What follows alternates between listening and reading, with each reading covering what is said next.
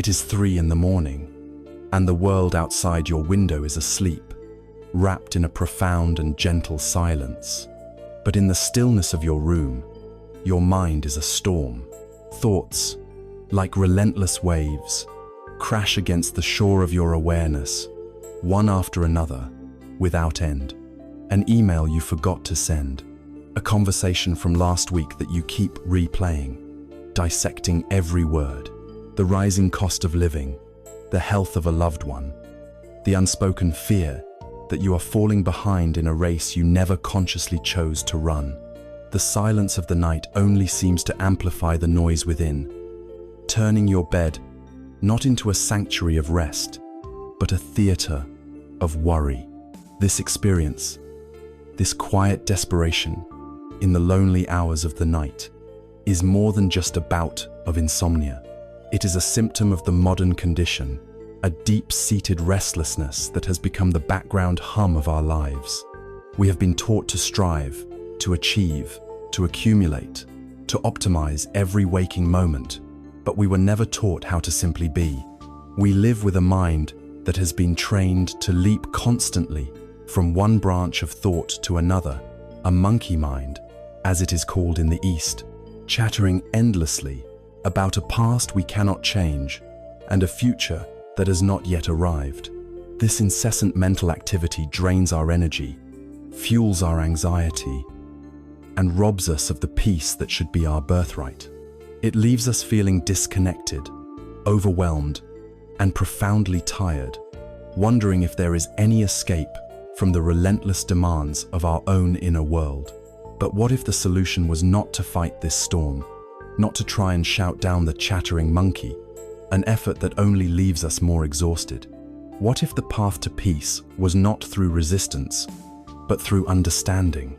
There exists an ancient stream of wisdom, a gentle but powerful current that has flowed for over 2,500 years, offering a different way. It is a path that looks directly into the nature of the human mind, not with judgment, but with profound compassion and clarity. This is the wisdom of the Buddhist tradition, offered here not as a dogma to be believed, but as a practical and timeless science of the mind, an art of living that provides real tools to soothe the anxious heart. It is an invitation to begin a journey inward, to find a stillness that is not dependent on the silence of the world outside, but is cultivated from within, a peace that can hold all of our storms and still remain unshakably at peace. Before we can find a place of quiet, we must first become acquainted with the source of the noise. The ancient sages of the East gave this inner restlessness a wonderfully accurate and disarming name. They called it the monkey mind. It is a perfect metaphor. Picture a monkey in a vast forest. It never stays still for more than a moment. It swings frantically from one branch to another, grabbing a piece of fruit here, screeching at a shadow there, chasing another monkey, then suddenly stopping to scratch itself, its attention pulled in 1,000 different directions, never at rest, never at peace. This is the nature of our untrained mind. It swings from a memory of something you said 10 years ago to a sudden anxiety about a meeting next Tuesday. It leaps to a fragment of a song you heard on the radio, then plummets into a pit of self-criticism about your career or your appearance. It chatters, it worries, it plans, it regrets, it fantasizes, it judges. It does everything and anything except stay still in the present moment. And when night falls, when the distractions of the day fade away, the monkey's forest becomes smaller, confined to the space between your ears, and its frantic swinging can feel louder and more chaotic than ever before. The first and most important thing to understand about this monkey mind is that its existence is not a personal failure. There is nothing wrong with you because your mind wanders. You are not broken, you are not deficient, and you are not lacking in willpower. This restless, scanning quality of the mind is, in fact, a feature of its original design, a relic of our evolutionary past. for our ancient ancestors, a mind that was constantly alert, scanning the environment for potential threats or opportunities for food, was essential for survival. A mind that could quickly leap from the sound of a snapping twig to the memory of a predator's territory was a mind that kept its owner alive. This default mode of the brain is one of problem solving and threat detection. The tragedy of our modern life is that this ancient survival mechanism is now operating in a world where the threats are no longer saber-toothed tigers, but abstract anxieties. The mind, still trying to do its job of protecting us, latches onto deadlines, social judgments, financial pressures, and existential dread. It treats a critical comment from your boss with the same alarm as a venomous snake in the grass. So when you lie awake at night, your mind racing through a checklist of worries, it is not malfunctioning. It is simply a highly effective, ancient software running in a modern world it was not designed for, and its constant vigilance, once a life-saving asset, has now become the source of our exhaustion. Realizing this, truly taking it to heart, is the first act of compassion you can offer yourself. You can gently say to your restless mind, "I understand you are just trying to help. I see that you are trying to keep me safe." This acknowledgement alone can begin to soften the inner struggle. This leads to the second crucial insight. Trying to fight your thoughts is a battle you will never win. In fact, the struggle itself is what gives the thoughts their power. Imagine you tell yourself, with great force, "I must not think about my financial problems." What is the very first thing your mind does? It conjures an image of your bank account, of unpaid bills, of future expenses. The act of resistance is an act of attention.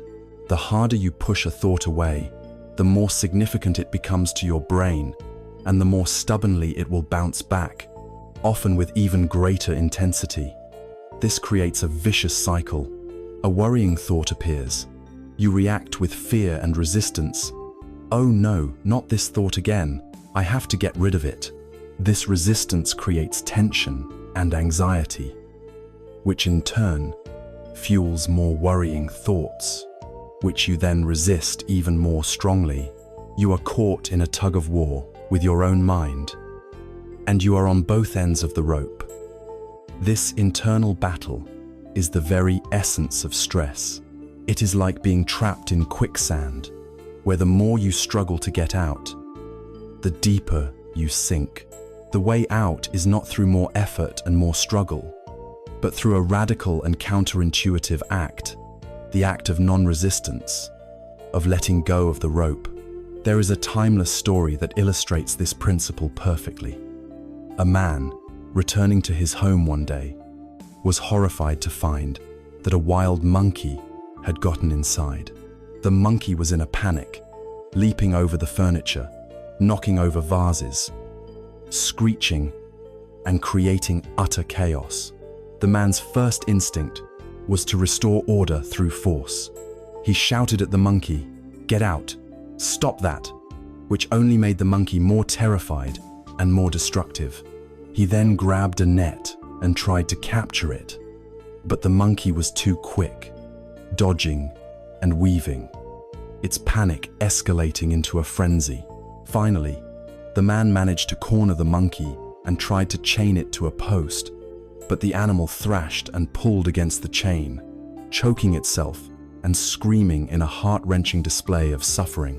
The man, exhausted and defeated, finally just gave up.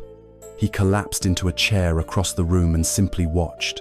He observed the monkey's frantic energy, its fear, its confusion. For the first time, he wasn't fighting it. He was just witnessing it. As he watched, a sense of compassion replaced his anger. He realized the monkey was not malicious, only terrified.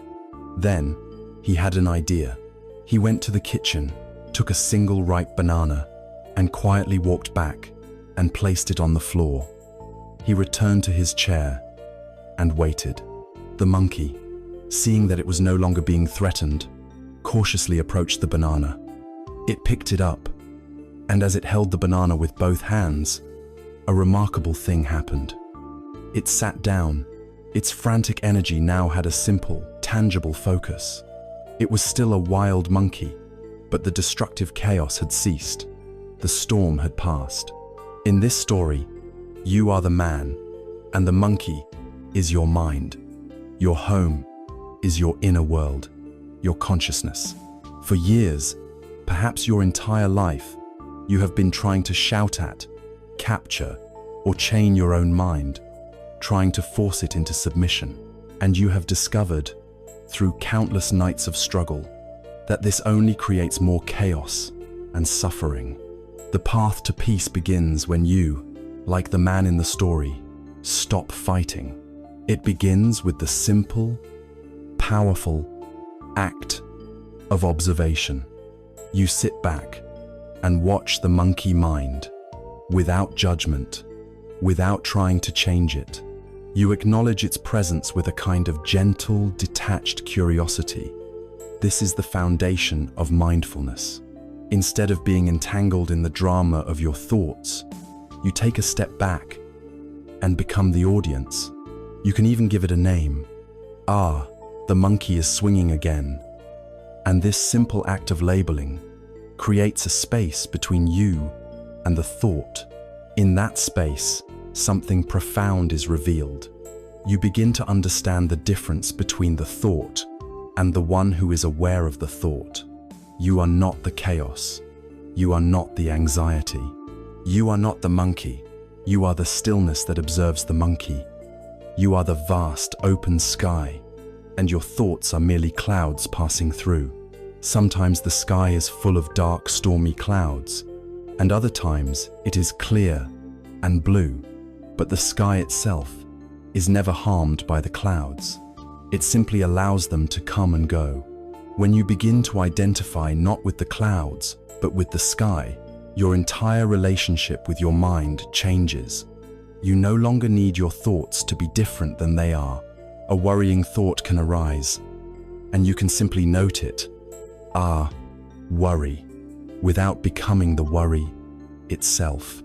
A sad memory can appear, and you can acknowledge it. Ah, sadness, without being consumed by a sea of sorrow. This is not suppression, it is wisdom. This is not indifference, it is compassion. It is the beginning of true freedom. So, the first step on this journey to peaceful sleep is not to acquire a new skill, but to stop an old, unhelpful habit. It is the practice of meeting your own mind, perhaps for the first time, with curiosity and with kindness, without any agenda to fix it or force it to be quiet. Now that we have met this restless mind, this chattering monkey who lives within us, and have chosen to lay down our arms and end the inner war, a new question arises. How do we learn to live with it peacefully? How do we sit on the bank of the ceaseless river of its thoughts, without constantly being swept away by the current? This is where our journey takes us next. Having met the restless monkey that dwells within, our first instinct might still be to try and calm it, to make it silent. But as we have learned, this approach is futile. The path to peace does not lie in stopping the mind's activity, but in changing our relationship to it. So let us now shift our guiding metaphor from a monkey in a house to a great and flowing river. Your mind is like this river. On some days, the water is calm, clear, and gentle. Its surface, like glass. On other days, after a storm of stress or anxiety, it becomes a raging, muddy torrent, full of debris, its current powerful and dangerous. For most of our lives, our default habit has been to live in the river. A single thought hooks us, and we jump in, getting tossed and turned, carried downstream without any sense of control, eventually washing up on the shores of exhaustion and despair. The practice we will now explore is the art of learning to sit peacefully on the riverbank. From this stable, quiet vantage point, We can watch the entire river of thought and feeling flow by without being swept away. This art of sitting on the bank has a name.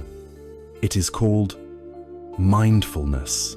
The word itself can sometimes feel complicated or exotic, but its essence is beautifully simple. Mindfulness means to pay attention in a particular way, on purpose, in the present moment, and non-judgmentally. Let us unpack that, because within these three phrases lies a complete path to inner freedom. First, on purpose.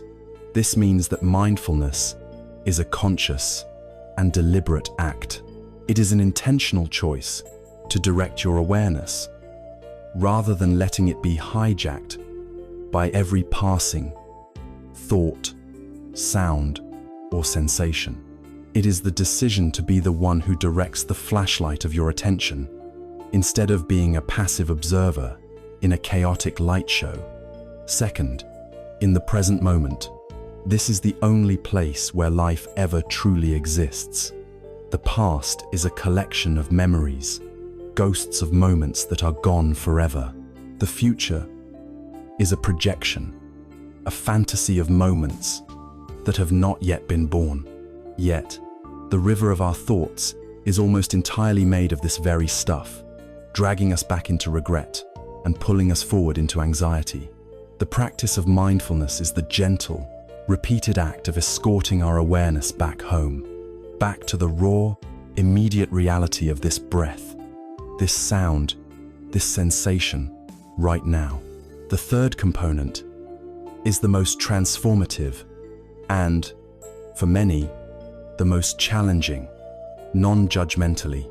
This means observing your inner and outer world without the constant, running commentary of good or bad, right or wrong, like or dislike. Our minds are relentless judging machines. A pleasant feeling arises, and we immediately cling to it, labeling it good and wanting more. An unpleasant thought appears, and we immediately resist it, labeling it bad and trying to push it away. This constant churn of judgment is the engine of the monkey mind and the source of the river's turbulence. To practice non-judgmentally is to become a neutral, compassionate witness. It is to allow things to be exactly as they are in this moment, without needing them to be different. It's a radical act of acceptance. When a painful memory surfaces, you don't condemn it or wallow in it. You simply acknowledge its presence. When a wave of anxiety crests, you don't fight it. You simply watch it, feel its energy, and allow it to pass, knowing that it, like everything else, is impermanent. This might sound abstract, so let's make it a concrete and practical tool. The technique is a form of soft mental noting or labeling. As you sit quietly, perhaps focusing on the sensation of your breath, you will notice that the river of thought continues to flow. A thought about your to-do list for tomorrow arises. The old habit is to jump into that thought, to get lost in the details of each task, to start feeling the stress of the day before it has even begun. The new practice is to simply, gently make a mental note, planning or thinking. That is all. No criticism for having the thought, no praise for noticing it, just a soft, quiet label. A memory of a childhood friend pops into your head. You label it, remembering. Then you gently guide your attention back to your breath. A wave of sleepiness washes over you. You label it drowsiness, and you return to the breath. A harsh inner voice criticizes you for not doing this correctly. You label it judging, and you return to the breath. This practice is not about stopping the thoughts. It's about seeing them clearly for what they are. Each label is like touching a bubble with a feather. You acknowledge it, and then it pops. Its power over you dissolved. You are no longer the thought. You are the one who is aware of the thought, the calm presence on the riverbank, simply noting what floats by. The great Thai meditation master, Ajahn Chah, had a profound, yet simple way of explaining the burden of our thoughts. He would be teaching his students, many of them Westerners with busy, agitated minds, and he would hold up a glass of water. "How heavy do you think this glass of water is?" he would ask. The students would call out various answers. "Not very heavy," he would agree. "But what would happen if I held it up like this for a minute?" "Nothing," they would reply. "What if I held it up for an hour?" He'd press. "Your arm would begin to ache," one would say. "And what if I held it up for an entire day?" "Your arm would feel numb. You might have muscle spasms. It would feel paralyzed," they'd exclaim. "Exactly," Ajahn Chah would say, his eyes twinkling. "The absolute weight of the glass doesn't change, but the longer I hold it, the heavier it feels." He would then look around at his students. "Your worries, your regrets, your anxieties, they are just like this glass of water. If you think about them for a moment, it's not a problem. If you dwell on them for a while, your mind begins to ache. If you carry them with you all day and all night, you will feel paralyzed, incapable of doing anything else."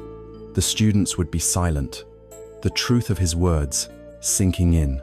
Then he would offer the simple, profound solution. To be free from the weight, he would say, "You must put the glass down. Every time you practice labeling a thought, worrying, judging, remembering, and then let it go without following it, you are putting the glass down. You are realizing that thoughts are only as heavy as the attention and belief we invest in them. This leads to a liberating realization. Your thoughts are not reality. They are simply mental events.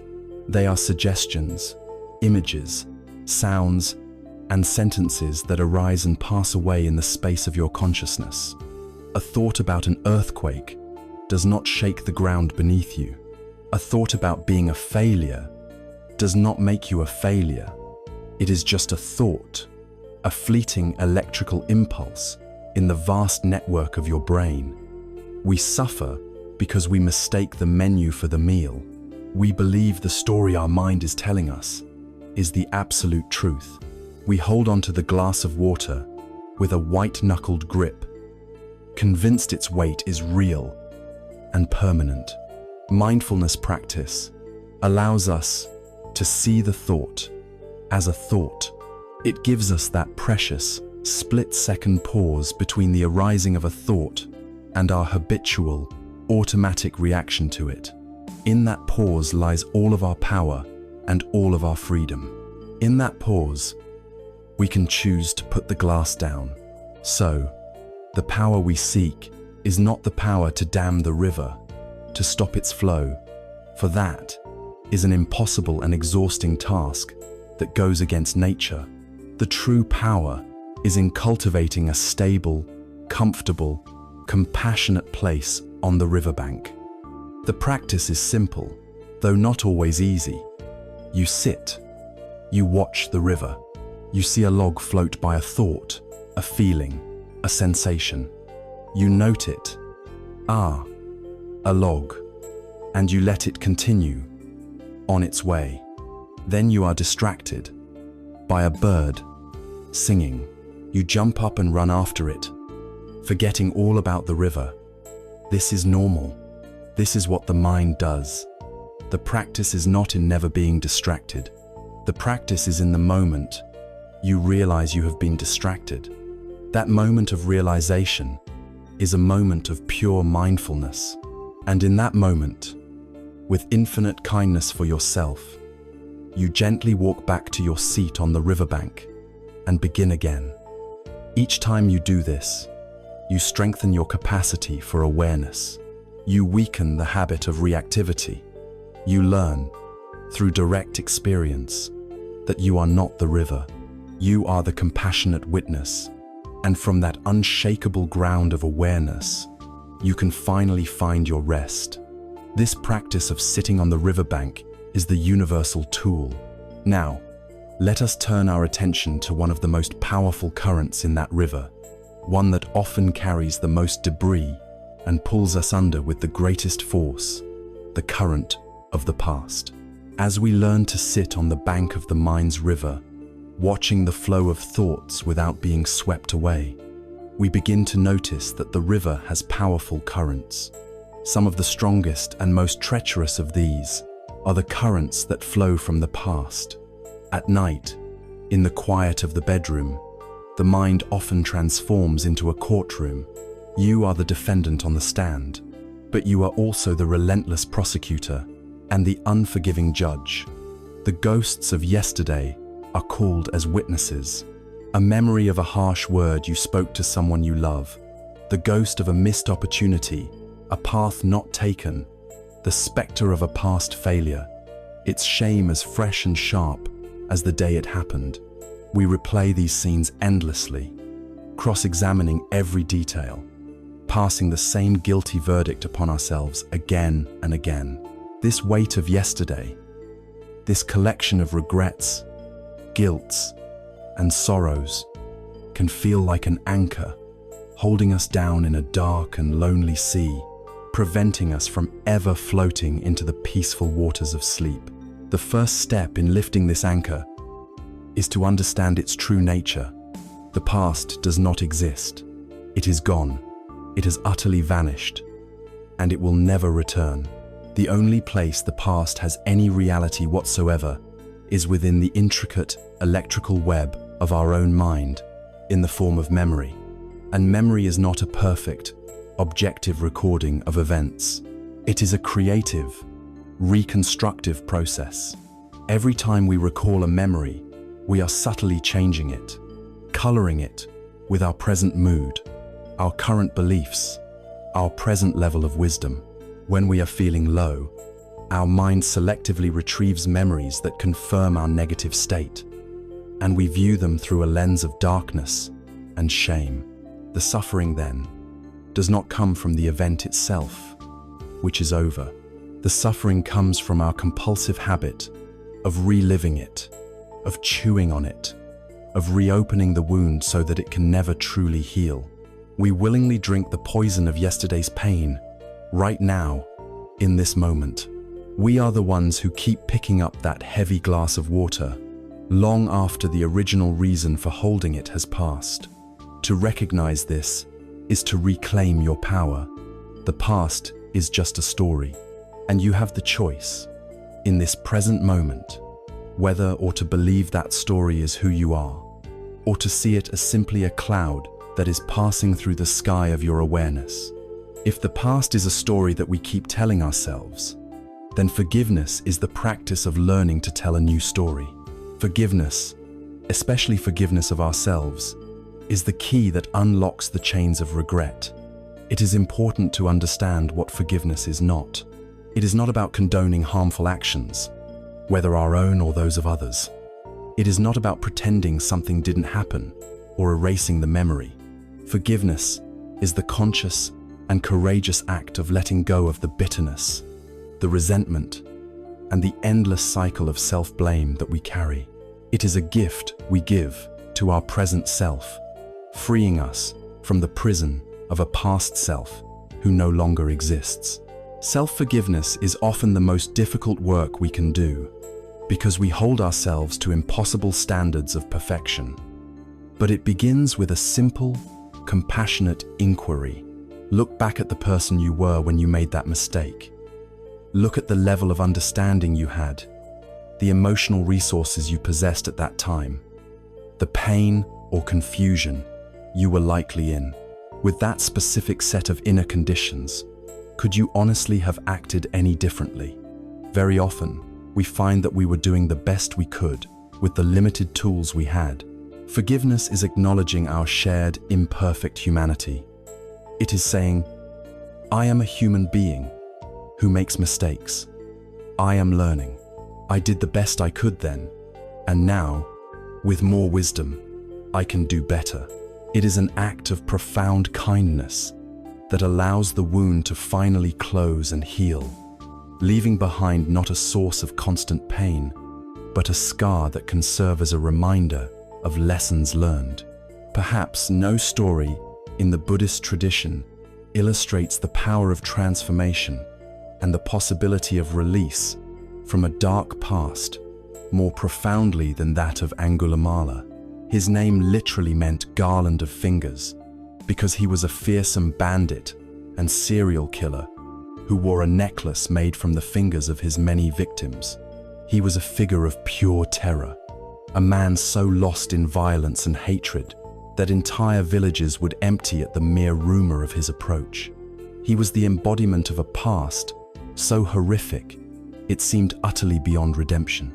One day, the Buddha was walking on a road that passed near Angulimala's forest. The townspeople begged him not to go, warning him of the monster who lurked there. The Buddha continued on his way, calm and mindful. Angulimala saw him from a distance and was astonished. No one ever dared to walk on this road alone. Thinking he had found his next victim, he grabbed his weapons and began to run. But a strange thing happened. Though the Buddha was only walking at a normal pace, Angulimala, running as fast as he could not catch up to him. Exhausted and bewildered, he shouted from afar, "Stop, monk! Stop!" The Buddha, without turning, replied with a voice that was calm and clear, "I have stopped, Angulimala. It is you who have not stopped." This single sentence shattered Angulimala's world. What did it mean? The Buddha explained, "I have stopped causing harm to living beings. I have laid down the sword. You, on the other hand, continue to run on the endless wheel of violence, hatred, and causing suffering to yourself and others." In that moment, something broke open in Angulimala. He saw the utter futility and misery of his own life, contrasted with the unshakable peace of the man before him. He threw down his sword, and the gruesome garland of fingers prostrated at the Buddha's feet and asked to become a monk. The Buddha accepted him, but his path was not easy. When he would go on his arms round into the villages, people who had once feared him now recognized him and, in their anger and pain, would throw stones and refuse him food. He bore this patiently, understanding it as the inevitable consequence of his past actions. Through dedicated practice, through enduring the results of his horrific past with equanimity, Angulimala's mind was purified. He eventually became an arhat, a fully enlightened being, completely free from the weight of his past. The story of Angulimala is a radical testament to hope. It teaches us that no one, absolutely no one, is defined by their past actions. If a man who had murdered 99 people could find complete liberation and peace, then surely our own burdens of regret, our own past mistakes, are not an inescapable life sentence. Angulimala's journey shows us that the past informs us, but it does not have to define us. And this leads to a more empowering understanding of karma. In the West, karma is often misunderstood as a kind of rigid, cosmic destiny, a fixed fate we cannot escape. This is not the Buddhist understanding. Karma simply means action. It is the universal law of cause and effect. It states that past actions, driven by certain intentions, have led to our present circumstances. That is true. We are experiencing the ripening of seeds we have planted in the past. But, and this is the most important part, we are planting new seeds in every single moment. Our present actions, our present intentions, our present state of mind, this is the karma we are creating right now, and it is what will shape our future. You are not a prisoner of your past karma. You are the creator of your present and future karma. Every time you choose to respond to a difficult memory with compassion instead of self-hatred, you are planting a seed of peace. Every time you choose to forgive yourself, you are planting a seed of freedom. You have the power, right now, to to stop running. You can lay down the sword of self-criticism and regret. You can choose to stop creating the causes for future suffering. The weight of yesterday, then, is a story you can choose to put down. It is a heavy cloak that you have been carrying for so long. You may have forgotten that you are the one who is holding it. Through the practice of forgiveness, and by understanding that you have the power in this very moment to plant new seeds of kindness and wisdom, you can let that cloak slip from your shoulders. You can allow the ghosts of yesterday to finally fade, not through struggle, but through a gentle, compassionate release. Having loosened the chains of the past, we find that our monkey mind has another favorite destination, another source of turbulent currents in the river of thought, the shadowy, uncertain realm of tomorrow. Having untangled ourselves from the heavy chains of yesterday, we might hope for a moment of peace, but we soon discover that the monkey mind, deprived of its backward glance, has an equally compelling and perhaps even more seductive destination. It rockets forward into the future, into the shadowy and uncertain realm of what is to come. This is the homeland of anxiety. Anxiety is the experience of suffering in the present from something that does not exist. It is a state of living in a fictional world. In the theater of your mind, you project an endless series of horror films, starring yourself. What if I lose my job? What if I get sick? What if I am rejected? What if I fail? Each what if is a seed, and from it grows a vine of catastrophic possibilities that wraps itself around your heart, squeezing until your chest feels tight and your breath becomes shallow. You lie in bed, and your body is perfectly safe. Your room is quiet, but your nervous system is reacting as if the imagined threat is real, pumping stress hormones through your veins and preparing you for a fight that is happening only in your head. This mental time travel is rooted in a profound misunderstanding of how to live. We believe, on some deep unconscious level, that by worrying, we are doing something productive. We feel that by constantly rehearsing disaster scenarios, we are somehow preparing for them, controlling them, or even preventing them. But the opposite is true. Worrying does not empty tomorrow of its sorrow. It empties today of its strength. When you spend your present moment lost in the fears of a hypothetical future, you are depleting the very energy, resilience, and clarity of mind you will need to skillfully meet whatever future actually arrives. The future, by its very nature, is a concept. It is a mental projection. You cannot touch it, taste it, or live in it. You can only ever live in this single, eternal moment. Now, anxiety is the illness of forgetting this fundamental truth. It is the draining, exhausting, and ultimately futile attempt to live in a place that will never arrive. The first step toward healing this anxiety is to recognize it for what it is: a phantom, a ghost story your mind is telling you about tomorrow, which you are experiencing as real today. The fuel for this forward-leaping anxiety is a deep human craving for certainty and control. We want life to be predictable, safe, and guaranteed. We want to know, for sure, that we will be happy, that our loved ones will be safe, that our plans will work out. But life offers no such guarantees. The one and only certainty in life is uncertainty itself. Change is the fundamental law of the universe. To resist this, to demand a fixed and predictable world, is to set ourselves up for constant frustration and fear. It is like standing on the seashore and commanding the waves to stop. It is an exhausting battle against the very nature of reality. The wisdom of this path does not lie in gaining more control over the future. It lies in letting go of the need for control. This is not the same as apathy or resignation. It is not about giving up.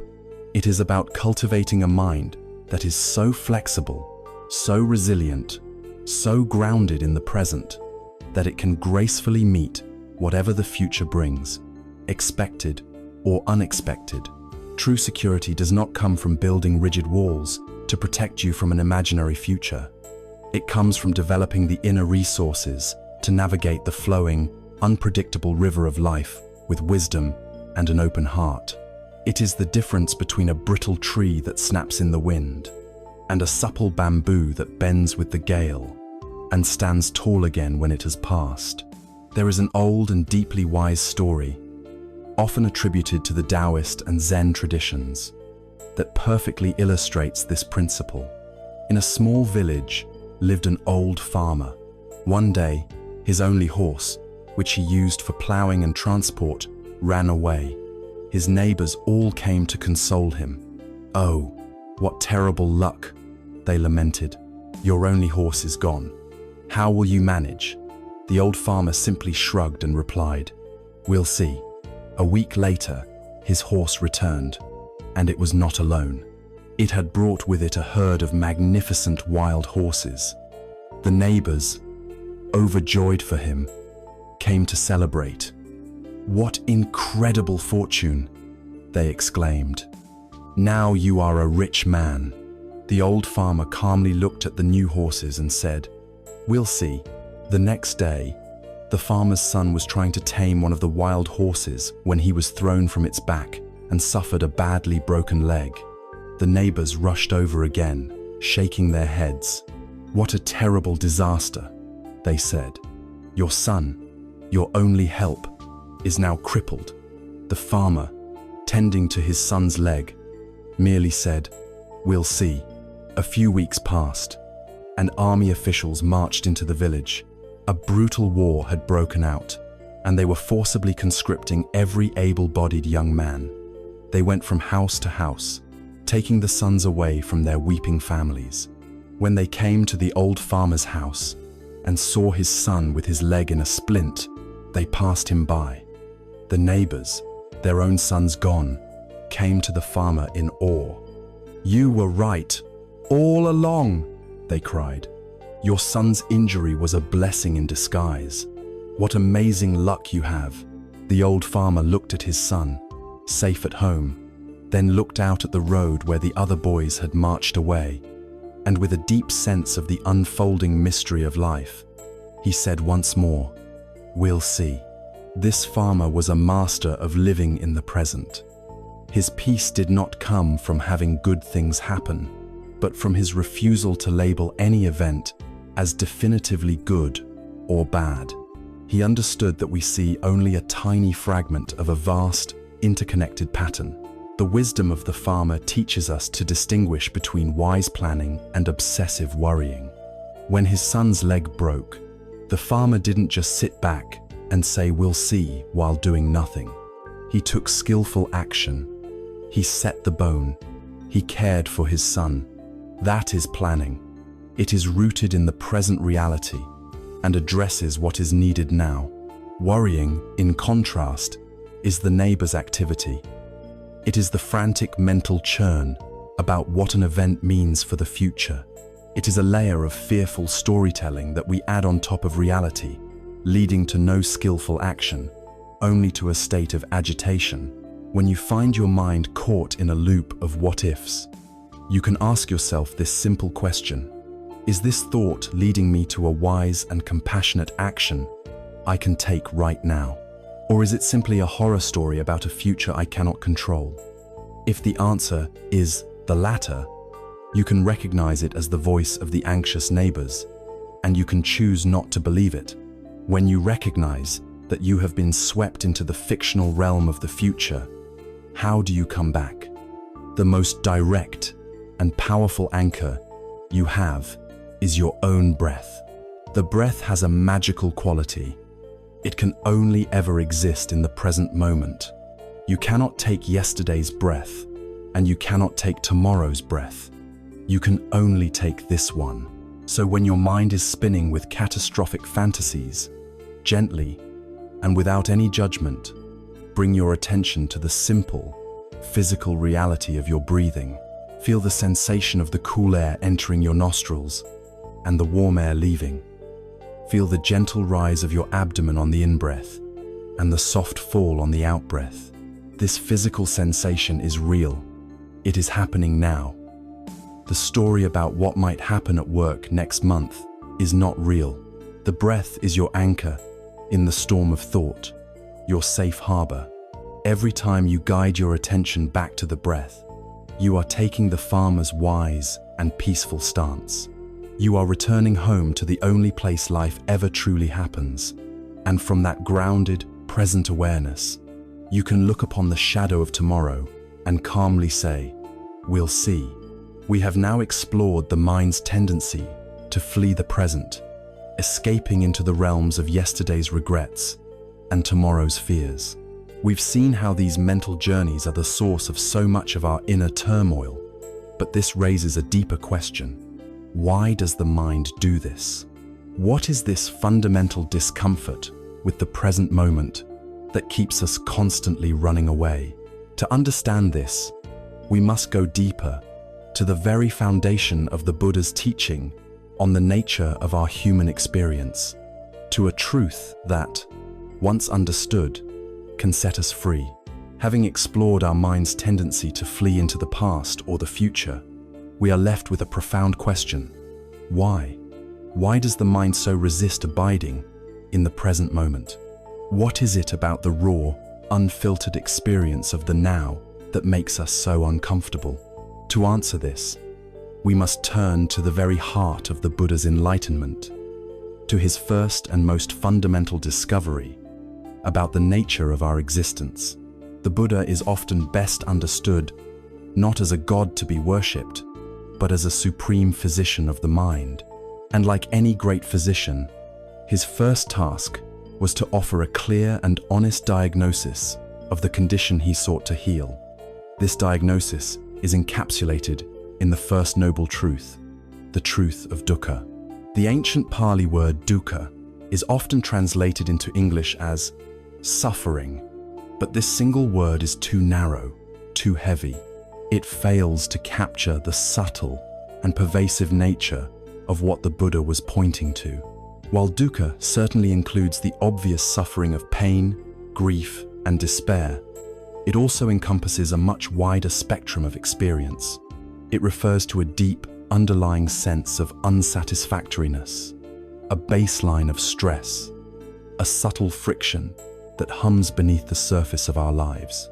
It is the feeling of a wheel that is slightly off its axle, causing a bumpy and unreliable ride. It is the chronic ache of never feeling quite complete, quite at ease.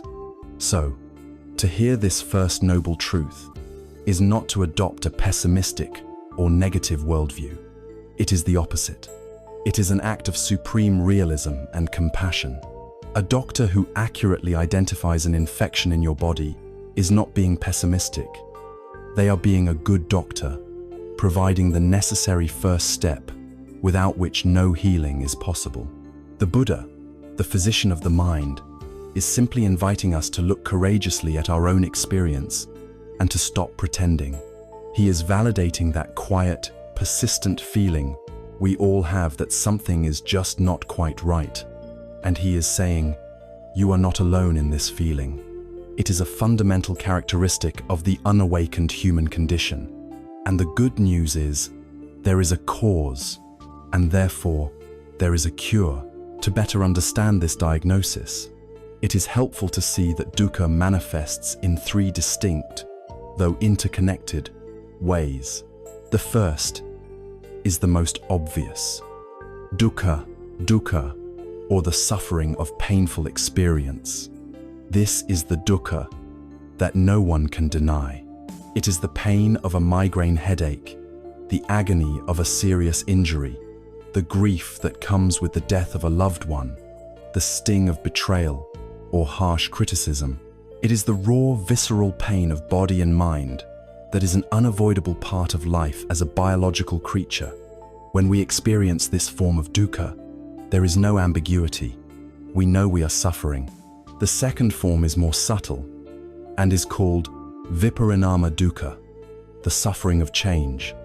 This is the suffering that is woven into our happiest moments. It is the anxiety that arises from the impermanent nature of pleasure. Imagine you get the promotion you've worked for years to achieve. For a while, there is joy and excitement. But soon, a subtle unease creeps in. You worry about the new responsibilities, about failing to meet expectations, about eventually losing this position. Imagine you are on a perfect vacation, watching a beautiful sunset. In that very moment of beauty, a thought can arise. This will be over soon. In a few days, I'll be back at my desk. The happiness itself becomes tinged with the sadness of its own inevitable passing. We cling to pleasant experiences, desperately trying to freeze them in time. And this very clinging, this resistance to the natural flow of change, is a source of deep and persistent dukkha. Our happiness becomes fragile and precarious because it is dependent on external conditions that are, by their very nature, always in flux. The third and most profound form is sankhara dukkha, the suffering of conditioned existence itself. This is the background static of dissatisfaction that is present even when nothing is overtly wrong. It is that vague restlessness, that existential hum of incompleteness. It's the feeling that drives us to constantly seek distraction, to check our phones, to turn on the television, to plan the next purchase, the next trip, the next relationship, always hoping that the next thing will finally be the one that fills the void inside. This form of dukkha arises from the fundamentally unreliable and conditioned nature of who we are. Our bodies, our feelings, our thoughts, our perceptions, everything we identify as maze and unstable, interdependent process, not a solid, independent entity. It is all conditioned, meaning it arises because of other causes and conditions. And because it is conditioned and ever-changing, it can never provide a source of true, lasting, unconditional peace. The sleepless night, when all distractions have faded and you are left alone with the raw, vibrating restlessness of your own being, is perhaps the most potent encounter one can have with sankhara dukkha. It is the base level of unease that our mind is constantly trying to escape by running to the past or the future. The Buddha offered a powerful parable to illustrate how we compound our own dukkha. He spoke of two arrows. Life, he said, will inevitably shoot a first arrow at you. This is the unavoidable pain of existence, the dukkha of sickness, old age, and loss, the viparinama dukkha of pleasant things ending. This first arrow is a given. It strikes everyone. There is no life without it. But what do most of us do when struck by this first arrow? We immediately react with a storm of mental anguish. We think, this shouldn't be happening to me. Why me? This is terrible. I can't stand it. This mental reaction, this resistance, rumination, fear, and self-pity is like taking a second arrow and shooting it into ourselves in the very same spot. The pain of the first arrow is real, but the suffering created by the second arrow is far greater, and it is entirely self-inflicted. Then we might even shoot a third arrow of anger at someone we blame, and a fourth arrow of despair about the future. While we cannot always control whether the first arrow is fired, the second arrow is entirely optional. The Buddha's path is a training in learning how not to shoot the second arrow. It is learning to feel the sharp, clean pain of the first arrow without adding the immense and unnecessary suffering of our own mental reactivity on top of it. Therefore, the first noble truth is not a pessimistic declaration of doom. It is a liberating diagnosis that empowers us. It tells us that the stress, anxiety, and dissatisfaction we feel are not a personal failing, but a shared and understandable part of the human condition. It shines a light on our experience and helps us see what is actually happening. When you are lying awake at night, feeling frustrated and anxious about your inability to sleep, the sleeplessness itself is the first arrow. The frustration, the fear about how you'll function tomorrow, the anger at your own body or mind, these are the second, third, and fourth arrows that create the real torment. Simply being able to recognize this process as it happens is profoundly healing. You can observe the frustration and mentally note, this is the second arrow. This is dukkha. This act of recognition creates a space. It stops the chain reaction of suffering, and it is the first step toward freedom. To be given such a clear diagnosis is a profound gift. It allows us to stop blaming ourselves for our pain and to stop blaming the world for being unpredictable. It focuses our attention squarely on the real problem, not the inevitable first arrows of life, but our habitual reaction of shooting the second. But a diagnosis, no matter how accurate, is only the beginning. A wise physician, having identified the illness, then seeks its cause. And so, our journey now takes us to the Buddha's second noble truth, the origin, the root cause of this pervasive dukkha. Having courageously faced the diagnosis of dukkha, that pervasive sense of unsatisfactoriness that underlies our lives, we are now ready to ask the physician's next question: what is the cause? If our condition is a constant, low-grade fever of restlessness and anxiety, what is the infection that fuels it? The Buddha's answer to this, his second noble truth, is radical in its simplicity. He taught that the origin of all our suffering is a force called tanha. This ancient Pali word is often translated as craving or desire, but its meaning is closer to thirst. It is a deep, instinctual, and relentless thirst. It is not merely the simple wanting of a glass of water when you are thirsty. It is the profound inner thirst for existence to be other than it is. It is the thirst for pleasure and the thirst to be free from pain. It is the thirst for our life to conform to the blueprint of our desires. This driving, insatiable thirst manifests in our minds primarily in three ways. Three powerful currents of energy that poison our consciousness and rob us of our peace. These are known as the three poisons: greed, hatred, and delusion. The first poison is greed, or lobha. This is the mind's habit of pulling toward. It is the constant reaching, grasping, and clinging to anything we perceive as pleasant. In its most obvious form, it is the desire for material possessions, for wealth, for fame, but its operations are far more subtle and pervasive than that. It is the craving for a pleasant taste, for a beautiful sight, for a lovely piece of music. It is the deep need for praise, for approval, for validation from others. It is the desperate clinging to a happy memory, the endless attempt to recreate a moment of past joy. In our modern world, it is the addictive itch to check our phones for a new notification, a new like, a small hit of digital pleasure. Greed operates on a simple, flawed premise. If only I can get that, then I will be happy. The problem is, the happiness it provides is always fleeting. When we don't get what we want, we suffer from frustration, jealousy, and a sense of lack. And when we do get what we want, a new kind of suffering begins. The fear of losing it. The new car gets scratched, the praise fades, the pleasant feeling disappears, as all things eventually do. Greed, therefore, is a recipe for guaranteed disappointment. It creates a state of perpetual hunger, a never-enough mentality that turns the mind into a bottomless pit.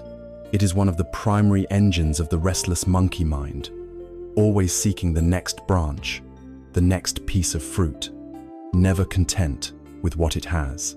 The second poison is hatred, or aversion, dosa. This is the equal, and opposite force to greed. It is the mind's habit of pushing away. It is the active, often violent, resistance to anything we perceive as unpleasant, threatening, or disagreeable.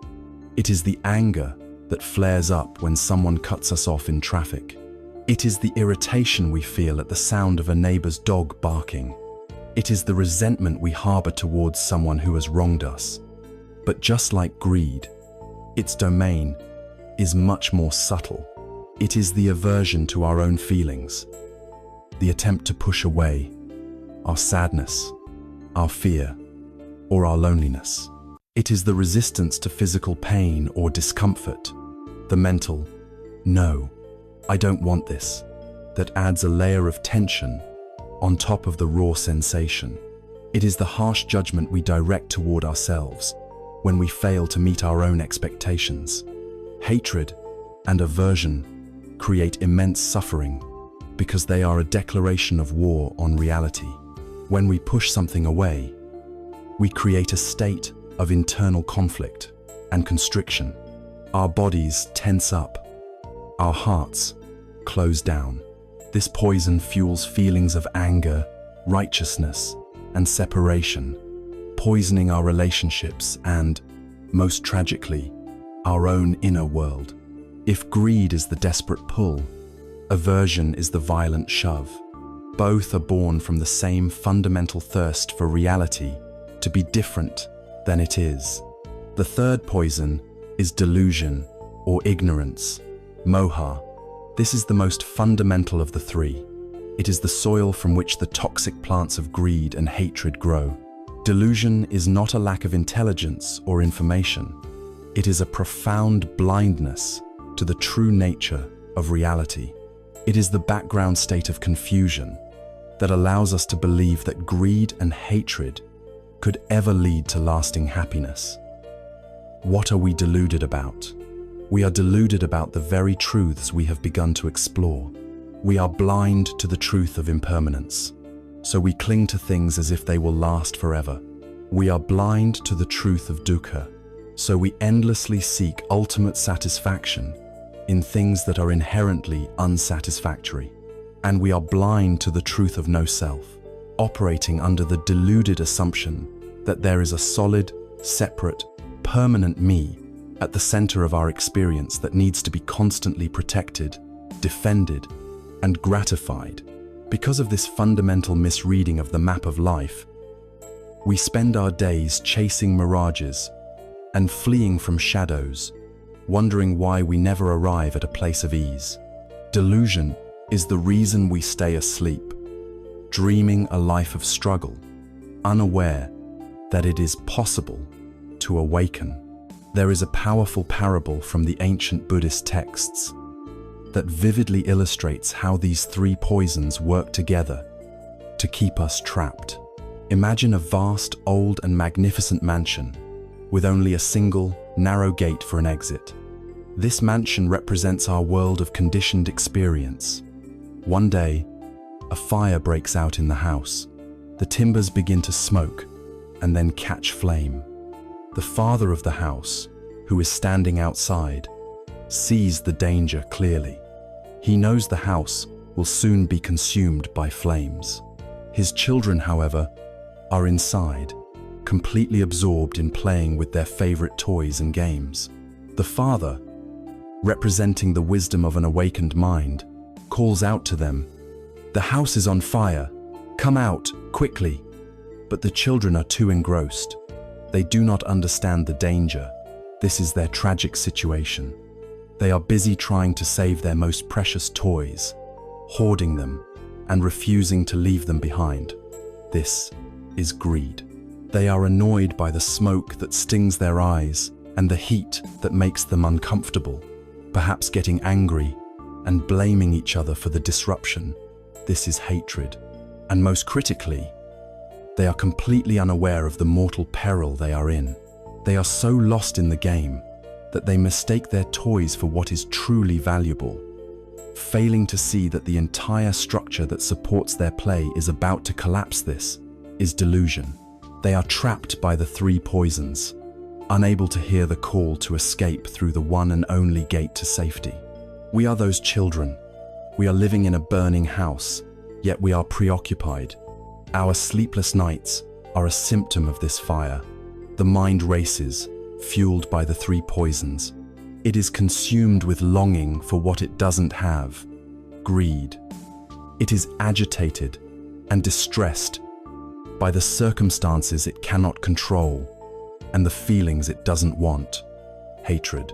And all the while, it operates under the fundamental delusion that these activities, this endless cycle of wanting and not wanting, are somehow important and will lead to security.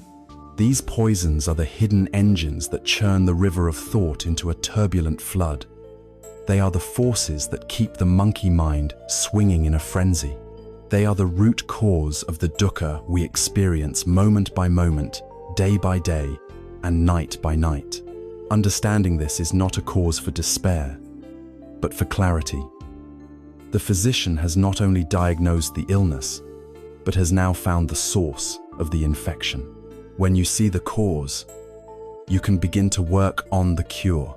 Of these three poisons, the one that often binds us most tightly in our daily lives, in our relationships, and in our quiet moments of reflection, is the force of grasping, of pulling toward, of clinging to things, ideas, and people, hoping they will give us the security we crave. This force is what we call attachment. Let us now look more closely into its subtle and powerful nature. As we delve into the anatomy of our own restlessness, we find that of the three poisons, greed, hatred, and delusion, it is often the first, the poison of greed, that operates with the most subtle and persistent tenacity in our daily lives. This poison manifests as a powerful force the Buddha called upadana, which translates as clinging or attachment. Attachment is the glue of the mind. It is the invisible, sticky residue of desire that binds us to people, to things, to ideas, and even to our own feelings, holding us captive on the spinning wheel of dissatisfaction. Imagine your hand. It can be open, ready to receive and to let go, soft and flexible, or it can be a closed fist, clenched tightly around what it holds, rigid and defensive. For most of us, our default mental state is that of a clenched fist. We grasp, we cling, we hold on for dear life, believing that our security and happiness depend on the things we are holding. But in truth, the very act of clenching is an act of tension, an act of suffering. The path to peace is the gentle, courageous process of learning to open our hand. It is vital to make a distinction between attachment and love, for the two are often tragically confused. Love, in its purest form, is an expansive and selfless state. It is the genuine, unconditional wish for another being to be happy, to be free from suffering. It is a radiant warmth that flows outward from an open heart without demanding anything in return. Love is fundamentally about giving. Attachment, on the other hand, is a contractive and self-centered state. It masquerades as love, but its hidden agenda is to get, not to give. Attachment is wanting another person to make us feel happy, to make us feel secure, to validate us, to complete us. It comes with a secret ledger of expectations and conditions. It says, "I love you, therefore you must act in a way that pleases me and never leave me." Where love brings freedom, attachment brings fear, the fear of loss. Where love is spacious, attachment is claustrophobic, often leading to jealousy, possessiveness, and control. When you truly love someone, you can wish for their happiness, even if their path takes them away from you. When you are attached, their departure feels like a personal amputation, a threat to your very existence, because your sense of self has become enmeshed with them. This habit of clinging extends far beyond our human relationships. We are attached to everything.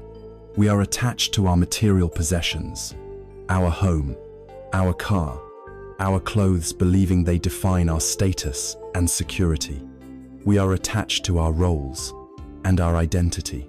We cling to our job title, our role as a parent or a spouse, our self-image as a successful person, a creative person, or even a spiritual person. When these roles are threatened, we feel a deep sense of panic, as if we ourselves are about to be erased. We are fiercely attached to our opinions, our political beliefs, and our view of how the world should be. We argue for them, not with calm reason, but with a visceral fire, because we have fused our sense of self with our ideas. An attack on our opinion feels like an attack on our very being. And most subtly, we are attached to our feelings. We cling desperately to moments of happiness, which creates an anxiety that poisons the happiness itself. We can even become deeply attached to our own suffering, our own tragic story. It can give us a strange sense of identity and comfort, a familiar pain that we are afraid to let go of. For what would we be without it?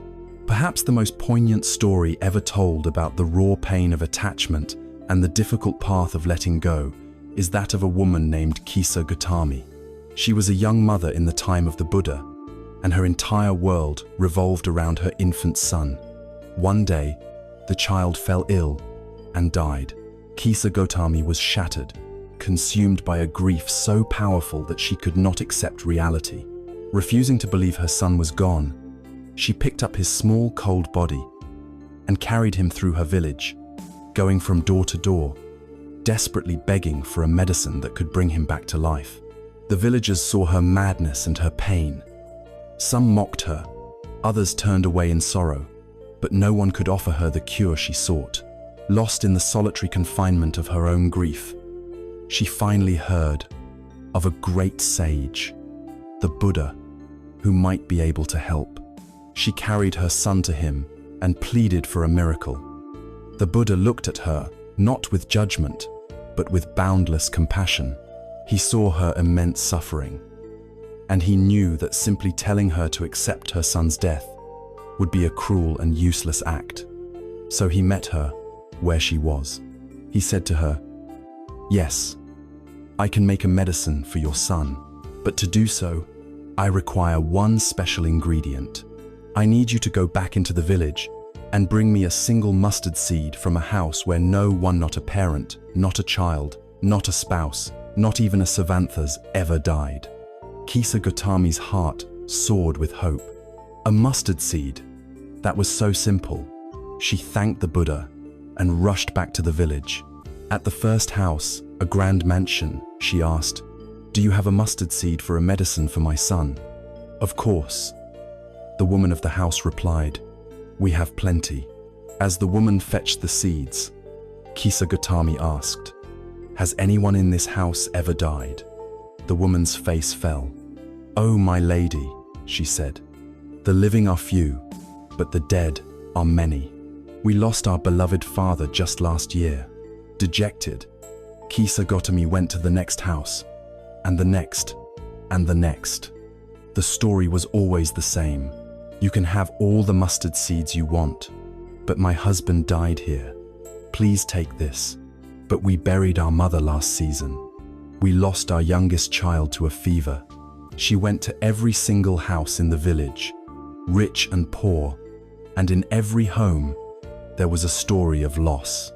As dusk began to fall, she sat down by the side of the road, her son's body still in her arms, the truth of her journey finally dawning on her. She looked at the flickering lamps being lit in the village, flaring up and then extinguishing. Her own suffering, which had felt so immense, so personal, so uniquely hers, was not unique at all. It was the shared, universal condition of all beings. The pain of loss was not a personal attack on her. It was a fundamental law of existence. In a moment of profound insight, she whispered to herself, "How selfish I have been in my grief." In that realization, her desperate, tight-fisted clinging began to soften. She understood. She carried her son's body to the charnel ground to give him the final rites. Her heart still broken, but now open to a vast and compassionate understanding of the nature of life and death. She had finally let go. Kisa Gautami's story reveals the true root of our attachment. It is fear. It is the fear of emptiness. She was clinging to the corpse of her son because without her identity as mother, her life felt empty and meaningless. We cling to our jobs, our relationships, our possessions, and our opinions because we are terrified of the space, the groundlessness we might feel without them. We have built our entire sense of self upon these external, impermanent things, and we live in constant fear that they will be taken away, leaving us with nothing. The antidote to this fear-based clinging is the practice of letting go.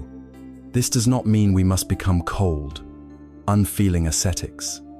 It does not mean we cannot love or enjoy beauty or have possessions. It means we learn to engage with the world with an open hand. Think of a butterfly landing on a flower. The butterfly can fully appreciate the flower's beauty. It can drink its nectar. It can rest upon its petals. But the butterfly does not try to own the flower. It does not try to rip the flower from its stem and take it away. When the time comes, it effortlessly releases its grip and flies on, free. This is the art of non-attachment. It is the ability to love fully, to enjoy deeply, and to participate completely in life, all while holding a quiet, wise awareness of its impermanent nature. Attachment, born of the fear of emptiness, is the sticky glue that binds us to suffering. The path of letting go, so beautifully and painfully demonstrated by Kisa Gautami, is not a path of cold detachment, but one of warm, wise, and courageous engagement with life as it truly is. This deep habit of attachment, however, is always directed toward one central object, our ingrained idea of me. We cling to things because we believe there is a solid, permanent I that needs these things to be happy and secure. But what if this I, this self that does all the clinging, is not what it appears to be? Our journey must now take us to the very heart of this illusion. As we trace the roots of our dis-ease, we see that our suffering comes from a thirst, a craving that manifests as the three poisons. We see how this craving fuels a deep habit of attachment, a clinging to things we hope will make us happy and secure. Now, we must ask the most intimate and radical question of all. Who exactly is the one doing the clinging? Who is this I that suffers, that desires, that fears? We move through the world with an unquestioned assumption, a feeling so deep, it is more fundamental than thought. It is the feeling that at the center of our experience, behind our eyes, between our ears there, resides a permanent, independent, and solid self, a me, an inner CEO who is in charge, the thinker of the thoughts, the feeler of the feelings. The Buddha's most profound and liberating discovery, the doctrine of anatta or no self, invites us to gently but courageously question this most basic assumption. This teaching is not a denial of your existence. It is an invitation to look more deeply at the nature of your existence, and in that looking, to find a freedom you never thought possible. When we turn the lens of awareness inward and search for this solid, unchanging self, what do we actually find? The Buddha, investigating his own experience with scientific precision, found that what we call a self is not a single entity at all. Instead, it is a dynamic, interdependent process, a flowing constellation of 5 changing components, known as the 5 aggregates or skandhas. Understanding these is key to seeing through the illusion. The first aggregate is form, rupa. This is our physical body or skin, bones, organs, blood, and breath. We are deeply attached to this form and often mistake it for ourself. But is it? This body is in a constant state of flux. Cells are dying and being reborn in every moment. The body you have now is not the same body you had 7 years ago, or even 7 minutes ago. It is made entirely of non-body elements: the food you ate, the water you drank, the air you breathe. It is a temporary collection of borrowed matter. So, this ever-changing physical form cannot be the permanent, independent self we are looking for. The second aggregate is feeling, Vedana. This refers to the raw sensations that arise whenever our senses make contact with the world. These are categorized into 3 types: pleasant, unpleasant, and neutral. The pleasant feeling of warmth from the sun, the unpleasant feeling of a sharp pain, the neutral feeling of your feet on the floor. These feelings are fleeting, arising, and passing away in moments, completely dependent on external and internal conditions.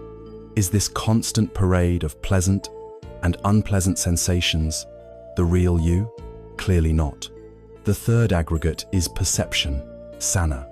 This is the mental faculty that recognizes, identifies, and labels our experience. It is the process that says, that is a tree, this is the color blue, that sound is a bird singing, or that feeling is sadness. Our perceptions are conditioned by our past experiences, our culture, and our language. They are not an objective window onto reality, but a filtered, interpretive process. Is this labeling, recognizing function the real you? It too is a fleeting process, not a solid self. The fourth aggregate is mental formations, sankhara. This is a broad and powerful category that includes all of our conditioned mental habits, our intentions, our thoughts, our beliefs, our opinions, our moods, and our volitional impulses. It is our anger, our generosity, our ambition, our fear, our love. These are the active, creative energies of the mind. But they are also just patterns, arising due to causes and conditions, and then passing away. Is your anger who you are? Is your opinion who you are? You can observe them arise and cease, so you cannot be them. The fifth and final aggregate is consciousness, vijnana. This is the basic faculty of awareness itself. It is not a monolithic soul or spirit that exists on its own. Buddhist thought understands consciousness as an interdependent process. Seeing consciousness arises only when an I, a form, and light come together. Hearing consciousness arises only when an ear, a sound, and a medium come together. Thinking consciousness arises only when the mind and a thought object come together. It is like a flickering light, dependent on the fuel of sense objects. It is not a continuous, independent entity.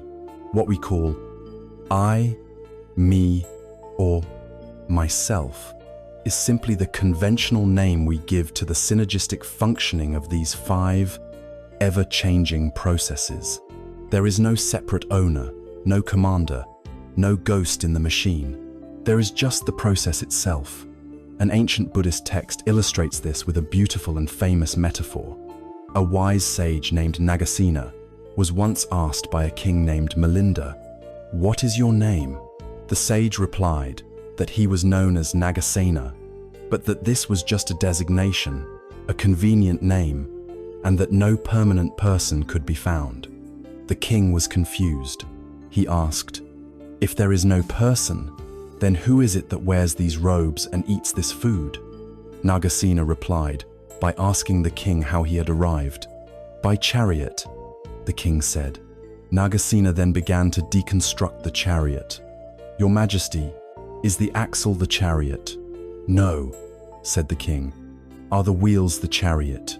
Is the frame the chariot? Are the reins the chariot?" To each question, the king replied, "No, venerable sir." Nagasena then concluded, "Then, is the combination of all these parts the chariot?" "Yes," the king agreed. "Just so, Your Majesty," Nagasena said. The word chariot is a convenient name for the coming together of the axle, wheels, and frame. In the same way, Nagasena is a convenient name for the coming together of form, feeling, perception, mental formations, and consciousness. But in an ultimate sense, no permanent chariot soul or Nagasena self can be found. Oh, this might sound like a dry philosophical point, but its implications for our lives are profound and deeply healing. This is the ultimate antidote to our suffering from attachment. If there is no solid self, then who is it that is clinging? If there is no permanent me, then what is there to defend? What is there to aggrandize? Think of how much of our anxiety comes from protecting our ego. When someone criticizes us, we feel hurt because we believe a solid me has been attacked. But with the insight of anatta, we can see that criticism is just a sound wave, an opinion arising in another mind-body process, which is then perceived by our own fleeting aggregates of feeling and perception. It loses its personal sting. The same is true for praise. We can enjoy it without becoming attached to it, without needing it to validate our existence. Furthermore, our deepest fear is often the fear of our own death, the fear of the annihilation of the self. But if we investigate our experience deeply and see that this solid self we fear losing was never there to begin with, the fear begins to dissolve. What we call I is a process. Like a wave in the ocean, the wave rises, it has a certain form and character, and then it subsides back into the ocean. The wave dies, but the water is not annihilated. Our mind-body process is like that wave. It is constantly arising and passing away in every single moment. Seeing this, we can begin to live with less terror of the future and more freedom in the present. This insight also liberates us from the prison of our own rigid self-image. We often carry heavy stories about who we are. I am an anxious person. I am not good at public speaking. I have always been this way. We treat these identities as if they are carved in stone. The teaching of anatta reveals that these are just habitual mental formations, sankhara. They are not a fixed essence. Because the self is a fluid process, not a static object, genuine transformation is always possible. You are not a noun, you are a verb. You are not a statue, you are a river. This understanding gives you permission to let go of limiting beliefs and to consciously cultivate new, more wholesome patterns of thought and behavior. The teaching of anatta is not a nihilistic statement that you do not exist. You are here. You are experiencing these words right now. It is a deeply liberating insight into how you exist not as a separate, isolated island, but as a dynamic, interconnected, and ever-changing process woven into the fabric of life itself. Seeing that there is no solid clinger is the ultimate remedy for the habit of clinging. This understanding of the self as a fluid process composed of these 5 aggregates leads us directly to another fundamental truth. If the self is not a solid thing, but a process, what is the nature of that process? What is the nature of the body, the feelings, the thoughts that we mistake for me? The answer is found in the next great pillar of Buddhist wisdom, the truth of impermanence. Having seen that the self is not a solid, fixed entity, but rather a dynamic process of 5 changing aggregates, we are led to the next unavoidable question. What is the fundamental nature of this process? What is the defining characteristic of our bodies, our feelings, our thoughts, and everything else we experience in the world? The answer is the third great mark of existence, a truth so profound and so obvious that we spend most of our lives trying to ignore it. This is the truth of anicca, the universal law of impermanence. It states, simply, that everything changes. Nothing is permanent. Everything that arises will, without exception, pass away. The mountains are slowly eroding, the stars are burning out, our bodies are aging, and our thoughts are flickering in and out of existence more quickly than we can even notice. Life is not a static photograph. It is a flowing, unstoppable river. On an intellectual level, we all know this, but on a deep emotional level, we live in a state of constant resistance to this truth. We build our lives as if we are creating something permanent.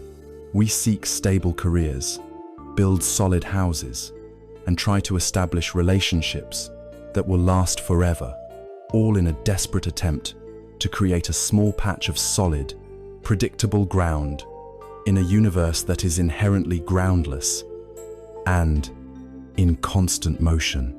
This struggle against the fundamental nature of reality is one of the primary sources of our dukkha, our suffering. We suffer not because things change, but because we expect them not to. We are heartbroken when a relationship ends, because we were attached to the illusion of its permanence. We feel despair when our youth and health fade, because we were clinging to a temporary state. We feel frustrated when a moment of happiness passes because we try to grasp it like a fistful of water. This resistance is like trying to swim upstream against a powerful current. It is an exhausting, stressful, and ultimately futile struggle that leaves us battered and disillusioned. The path of wisdom does not lie in fighting the river of change, but in learning to relax, to flow with it, and even to use its current to navigate our lives with grace and skill. When we stop fighting impermanence and begin to accept it, we find that this truth is a double-edged sword, one that cuts away our illusions, but also offers profound solace. On one side, the wisdom of impermanence makes our joyful moments infinitely more precious. When you truly and deeply understand that nothing lasts, you learn to savor the good things in life without taking them for granted. The taste of a perfectly ripe piece of fruit, the sound of a loved one's laughter, the warmth of the sun on your skin, a moment of profound peace in meditation. These moments become sacred because you know they are fleeting. You are able to be fully present for them, to drink in their beauty completely, because you are not clouded by the assumption that they will always be there. This poignant awareness of change brings a depth and richness to our positive experiences that would be impossible if we believed them to be permanent. On the other side of the sword, we find the great consolation of anicca. This is the wisdom that gives us hope in our darkest hours. When you are in the grip of intense physical pain, when your heart is broken, when you are lost in a fog of depression, or when you are lying awake at 3 in the morning, trapped in a seemingly endless cycle of anxiety, the mind creates the illusion that this state will last forever. It feels all-consuming, solid, and inescapable. But the law of anicca is a lifeline. It is the quiet, steady voice of truth that whispers, "This, too, shall pass." No emotion is final. No pain is permanent. No thought can last. No dark night of the soul is endless. The storm will exhaust itself. The clouds will part. The mood will shift. This is not just wishful thinking. It is the fundamental law of the cosmos. Knowing this does not magically erase the pain, but it changes our relationship to it. It gives us the strength to endure, to hold on, knowing that we are in a temporary weather pattern, not a permanent climate. It allows us to feel the pain without becoming the pain, to be in the storm without believing we are the storm. There is a classic Zen story that beautifully captures this wise acceptance. A Zen master had a teacup that was exquisitely crafted, delicate, and beautiful. He treasured this cup and used it every day for his tea. A student, noticing the master's fondness for the cup, asked him, "Master, you seem to love that teacup. Are you not afraid that it will break?" The master smiled gently and replied, "To me, this teacup is already broken." He went on to explain, "I enjoy its beauty and its usefulness every day. I feel the warmth of the tea through its thin walls. I appreciate its perfect form. But in my mind, I see that its nature is fragile and that it is destined to break. I see it already shattered into 1,000 pieces on the floor. So, I enjoy it fully now, without fear. And when the day inevitably comes that it falls from my hand or is knocked from a table, I will not be filled with shock and despair. I will simply look at the pieces and say, in my heart, of course." This master was not being morbid or pessimistic. He was living in complete harmony with the truth of anicca. By embracing the teacup's impermanence from the very beginning, he was free from the anxiety of attachment. His peace was not dependent on the cup staying in one piece. Our lives, our bodies, our relationships, our moments of joy and sorrow, they are all like this teacup. They are beautiful, precious, and already broken. The wisdom lies in learning to love and appreciate them fully in their temporary wholeness, while holding the quiet understanding that they will, of course, change. Ultimately, the teaching of impermanence is not bad news. It is the best news possible. If things were permanent, if reality were static and fixed, there could be no growth, no healing, and no liberation. If things were permanent, a wound would never heal. A misunderstanding could never be resolved. A broken heart would remain broken forever. If things were permanent, a seed could never become a mighty tree. A student could never become a master. We would be frozen for eternity in our most ignorant and unskilled state. If things were permanent, freedom would be impossible. Our unhealthy habits, our negative conditioning, our deepest sorrows would be a life sentence with no possibility of parole. The fact that everything changes is the universe's greatest gift. It is the law that guarantees that our suffering is not a permanent condition. Our anxiety is not our final identity. Our confusion is not our ultimate destiny. Because everything changes, we, too, can change. We can grow, we can heal, we can learn, and we can awaken. The wisdom of impermanence, embodied by the serene master and his teacup, frees us from the exhausting and painful struggle against the way things are. It allows us to savor the good with gratitude, to endure the difficult with patience, and to embrace the constant possibility of transformation.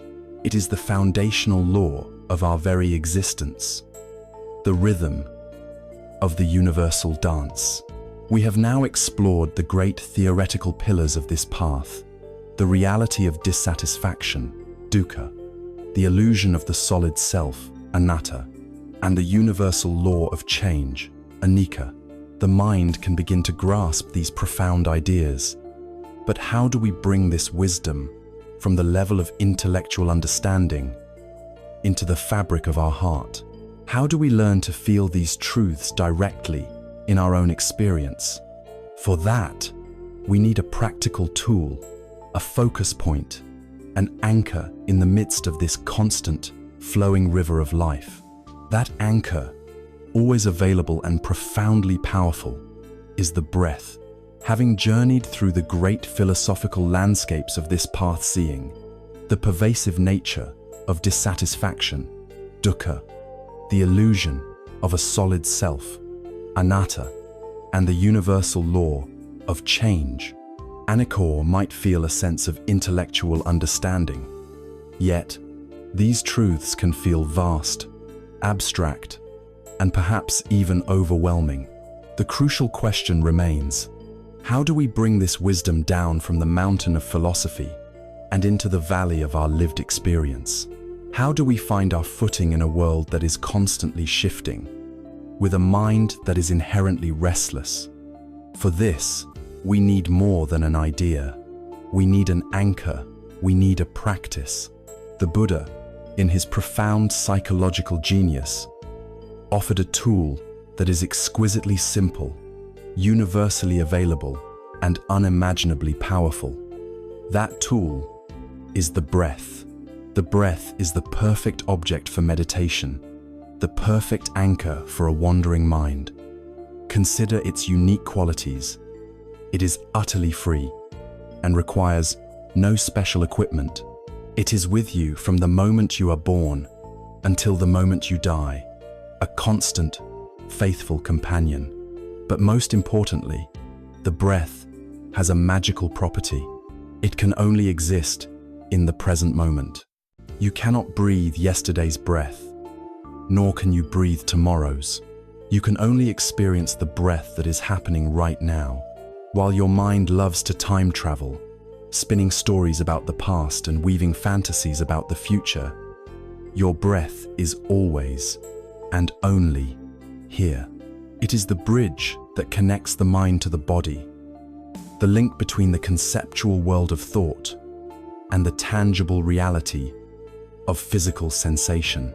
In the parable of the monkey mind, the breath is the banana that we offer the frantic monkey. By giving our restless attention a simple, neutral, present moment object to hold, the mind can finally begin to settle. The practice of cultivating this awareness is called anapanasati, or mindfulness of breathing. The instructions for this foundational practice are beautifully straightforward. First, find a comfortable position. This may be sitting upright on a cushion or a chair, or if you are practicing as you prepare for sleep, you may lie down on your back. The key is to have a posture that is both relaxed and alert, with the spine relatively straight but not rigid, allowing energy and breath to flow freely. Gently allow your eyes to close, or if you prefer, leave them slightly open with a soft, unfocused gaze. Then, bring your attention to the physical sensation of the breath itself. You do not need to change your breathing in any way. There is no need to make it deeper or slower. Your body knows how to breathe. Your task is simply to become an impartial witness to the natural, spontaneous rhythm of your own breath.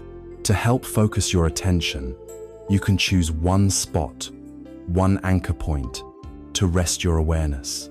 For many people, a good spot is the tip of the nostrils. Can you feel the subtle sensations as the air enters, perhaps feeling slightly cool? Can you feel the sensation as the air leaves your body, perhaps feeling slightly warm?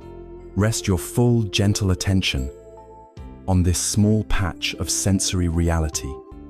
Alternatively, you can place your anchor at the abdomen. Placing a hand there can be helpful. Can you feel the gentle rise of the abdomen on the in-breath and the soft fall on the out-breath? Choose whichever spot feels clearest to you. And for the duration of the practice, let that be your home base. Your only job is to feel the sensations of each breath, from its beginning, through its middle, to its very end. Now, it is essential to understand this next point, as it is the most important instruction of all. As you attempt to rest your attention on the breath, your mind will wander. This is not a sign that you are failing or that you are bad at meditation. It is simply the nature of the mind to think. It is what minds do. You will be resting your attention on the breath, and suddenly, you will find yourself composing an email, replaying a conversation, planning dinner, or lost in a daydream. The moment you realize this has happened, the moment you wake up from the train of thought, is the golden moment of the practice. That instant of recognizing, my mind has wandered, is a moment of pure mindfulness. In that moment, the practice is to follow 3 simple steps. First, silently and gently acknowledge that the mind has wandered. You don't need to criticize yourself. There is no need for frustration. The monkey has simply done what monkeys do. Second, gently let go of the distraction. You don't need to analyze the thought or follow it any further. Just release your grip on it, as if opening a clenched fist. Third, and with infinite kindness and patience for yourself, softly guide your attention back to your anchor point, back to the physical sensation of the breath rising and falling, or flowing in and out of the nostrils. This entire process of noticing the breath, getting lost in thought, waking up from the thought, and gently returning to the breath is the practice. It is not about achieving a perfectly still, blank mind. It is about the gentle, persistent act of returning over and over again. Each time you do this, you are strengthening the muscle of your attention. You are weakening the unconscious habit of being lost in thought, and you are cultivating a heart of profound patience and compassion for yourself.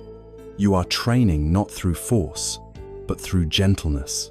The Buddha once gave instructions on this practice to his own son, Rahula, using a simple but powerful simile. He said that a meditator should observe the breath in the same way a skilled carpenter or a wood turner observes his work.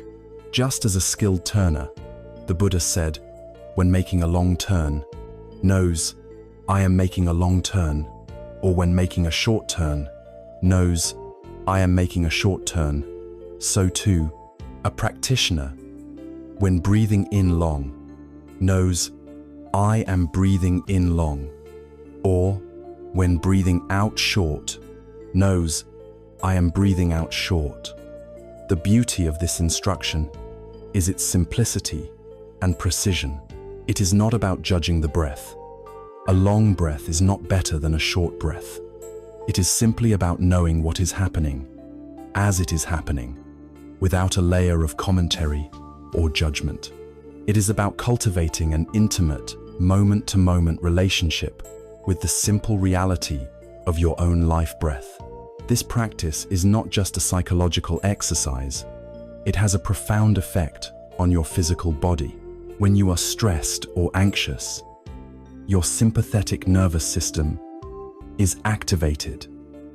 This is the fight, flight, or freeze response that prepares your body for danger. Your heart rate increases, your muscles tense, and your breathing becomes shallow and rapid. This state is the enemy of sleep. The practice of slow, mindful, abdominal breathing does the exact opposite. It directly activates the parasympathetic nervous system, our rest and digest and tend and befriend response. It sends a powerful, non-verbal signal to your entire body that you are safe. It lowers your heart rate, relaxes your muscles, and tells your brain that it can let go of the hypervigilance that keeps you wired and awake. It is a direct, biological pathway to calm. The breath, then, is our most faithful friend, our wisest teacher, and our most powerful tool for healing. It is the anchor that holds us steady in the river of impermanence. The practice of anapanasati, of bringing a kind and gentle awareness to this simple, life-giving process, is the foundation upon which all other inner work is built. It is the master key that unlocks the door to inner peace. As we practice anchoring ourselves in the simple reality of the breath, the turbulent waters of the mind naturally begin to settle. A space begins to open up within us. And in this newfound stillness, we create the perfect conditions to cultivate the most beautiful qualities of the human heart, qualities that can actively transform our inner landscape from a place of fear into a place of warmth and safety. The first of these great heart qualities is compassion. And it begins with the person we so often neglect, ourselves. Having used the gentle anchor of the breath to find a clearing in the dense forest of our thoughts, we arrive at a place of relative stillness. This stillness is not an empty void, it is a fertile ground, a space where we can now consciously cultivate the beautiful and healing qualities of the heart. The first and perhaps most essential seed we can plant in this prepared soil is the seed of karuna, or compassion.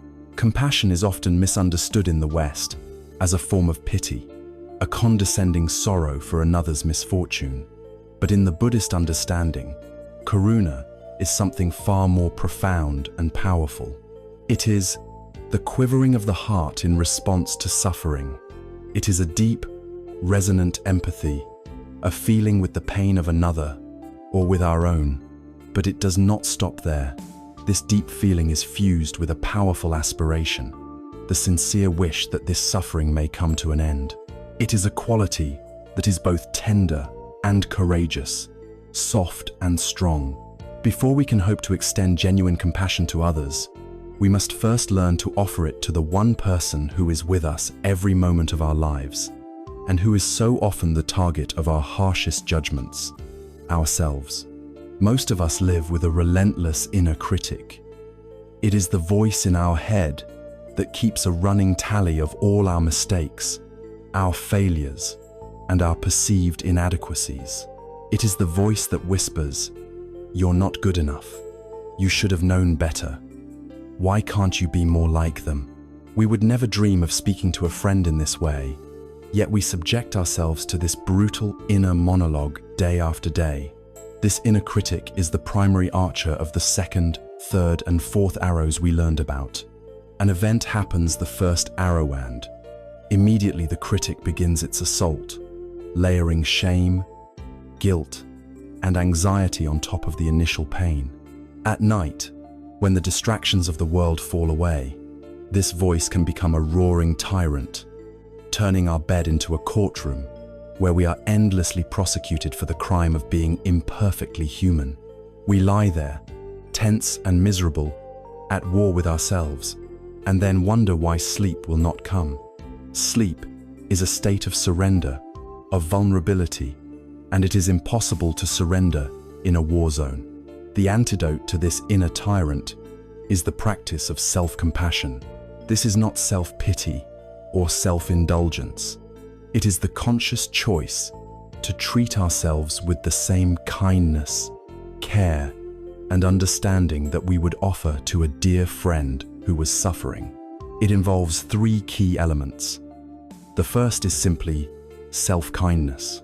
When you make a mistake, when you feel anxious, when you are in pain, instead of attacking yourself with criticism, you learn to soften.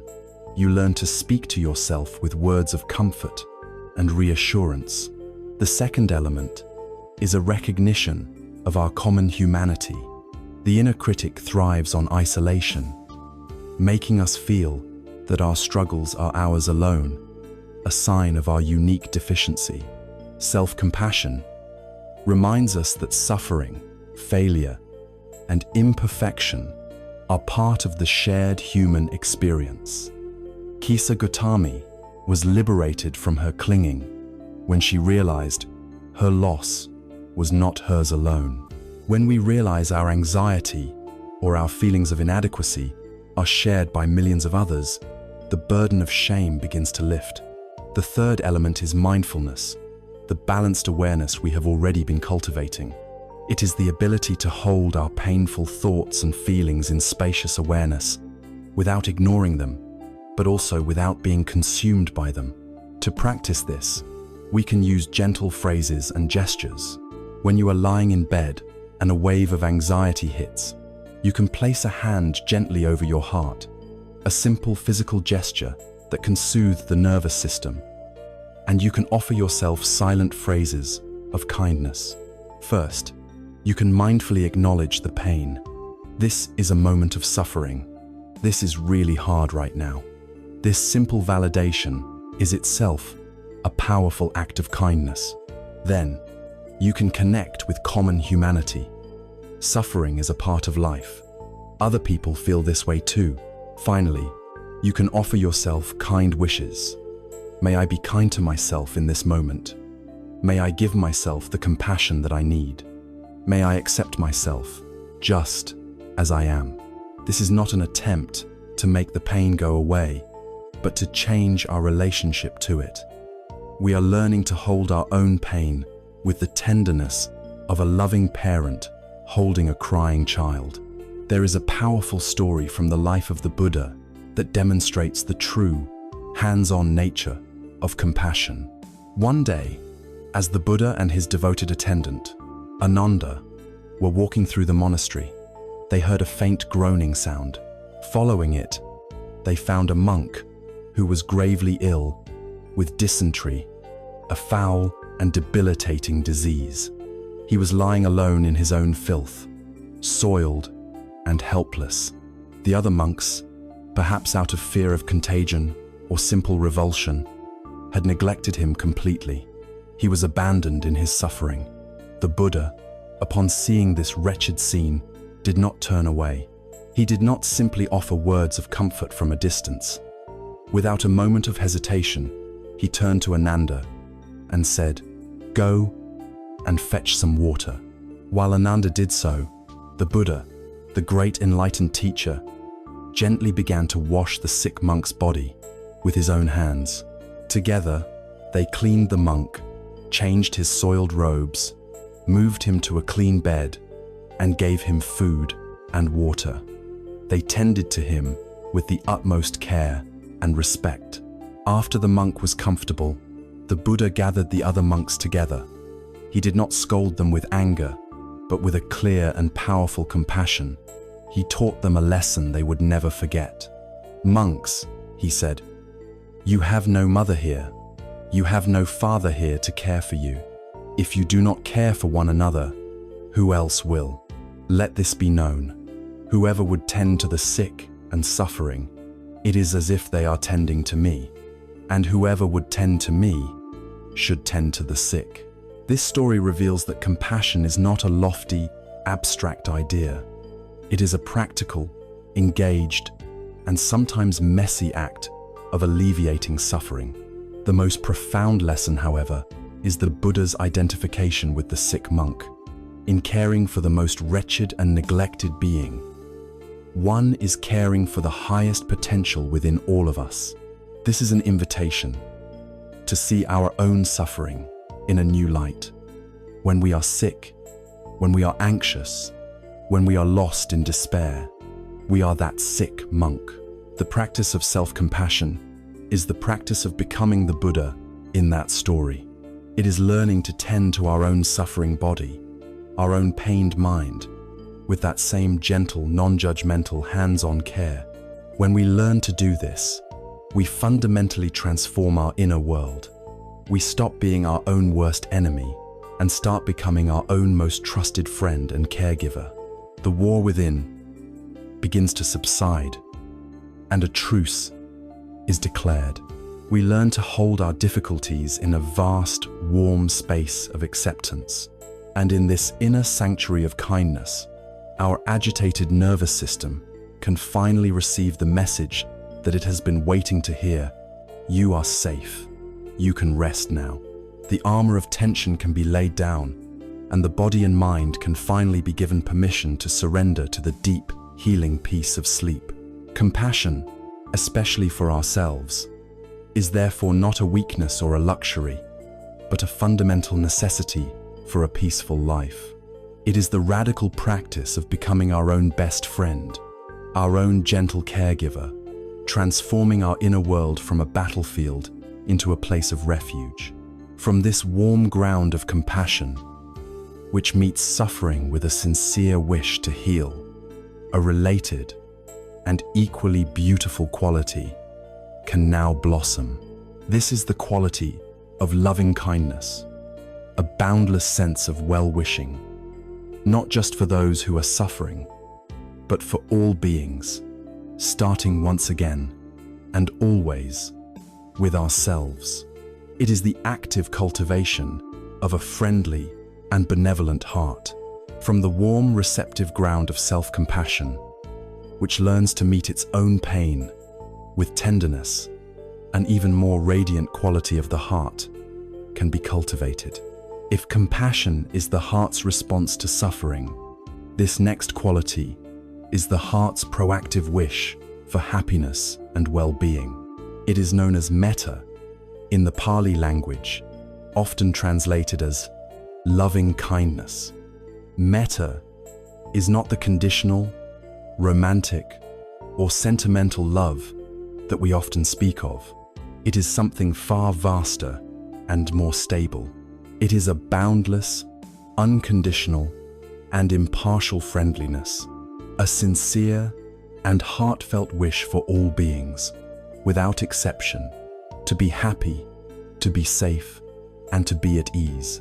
It is like the sun, which shines its warmth down on saints and sinners, on flowers and weeds, without discrimination.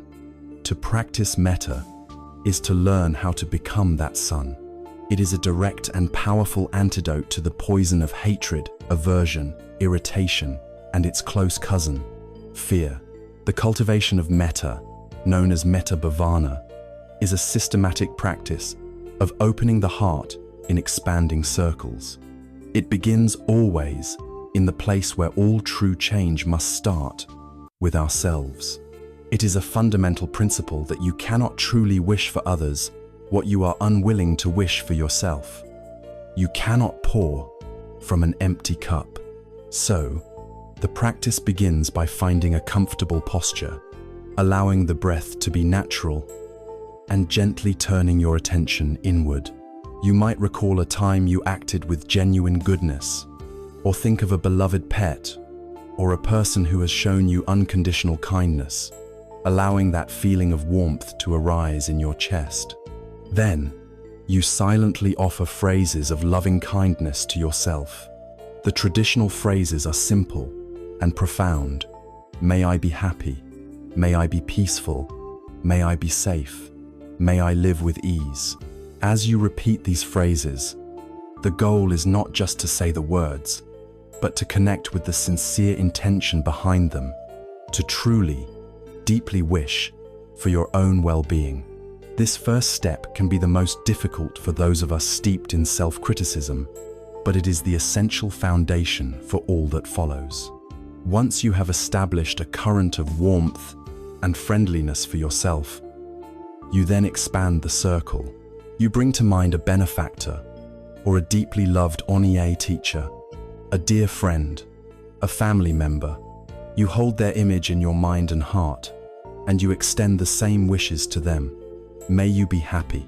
May you be peaceful. May you be safe. May you live with ease. Feel your heart radiating this warmth outward to them. Notice how it feels to genuinely wish for another's happiness. Next, you expand the circle further to include a neutral person. This might be a cashier at a store you frequent, a bus driver, or a neighbor you see but don't know well. This is a crucial step because it trains the heart to be kind and open, even when there is no personal, emotional investment. You offer the same phrases to this neutral person, recognizing their humanity and their own quiet wish to be happy, just like you. The next stage is more challenging and should be approached with care. If you are ready, you can bring to mind a difficult person, someone with whom you have conflict or irritation. The practice here is not to condone their harmful actions or to force yourself to like them. It is a profound act of recognizing that their harmful actions likely come from their own deep suffering, their own greed, hatred, and delusion. From a place of strength in your own heart, you wish for them to be free from that suffering. May you too be happy. May you too find peace. May you be free from the causes of your suffering. This is a deeply transformative practice that can begin to untie the knots of resentment in your own heart. If it feels too difficult, simply return your focus to yourself or your loved one. Finally, you let the circle become boundless. You radiate the feeling of metta in all directions, to the front, to the back, to the left, and to the right, above and below. You extend these wishes to all beings everywhere, without exception. Friends, enemies, strangers, humans, animals, all beings seen and unseen, near and far, in all realms of existence. May all beings be happy. May all beings be peaceful. May all beings be safe. May all beings live with ease. You allow your heart to become as vast as the universe, a boundless source of radiant, unconditional friendliness. The power of this practice is not merely theoretical. It is illustrated in a dramatic story from the Buddha's time. A group of about 50 monks, having received meditation instructions, went off to a beautiful but remote forest to practice in solitude. The forest, however, was inhabited by powerful tree spirits who were not pleased with the monks' presence. To drive them away, the spirits began to terrorize them at night, creating terrifying visions, horrible noises, and foul smells. The monks were overcome with fear. Their minds were agitated, their concentration was shattered, and they could not meditate. Defeated, they fled the forest and returned to the Buddha, explaining their predicament. The Buddha listened patiently. Then, he offered them a different kind of protection, a spiritual weapon far more powerful than any charm or blessing. He taught them, verse by verse, a discourse on the practice of universal loving-kindness, the Karaniya Metta Sutta. He instructed them to master this teaching and then to return to the very same forest. The monks did as they were told. They went back to the haunted grove, but this time, their inner state was completely different. Instead of being filled with fear and aversion, they began to practice metta. They saturated the entire forest with the powerful, radiant energy of unconditional, friendly, well-wishing. They sent thoughts of loving kindness to all beings, explicitly including the very spirits who had tormented them. A miraculous transformation occurred. The hostile spirits, touched by this immense and unexpected wave of genuine goodwill, were completely disarmed. Their anger and hostility melted away like frost in the morning sun. Not only did they cease their harassment, but they were so moved that they became the monks' silent protectors. They ensured the forest was quiet and safe, creating the perfect environment for deep meditation.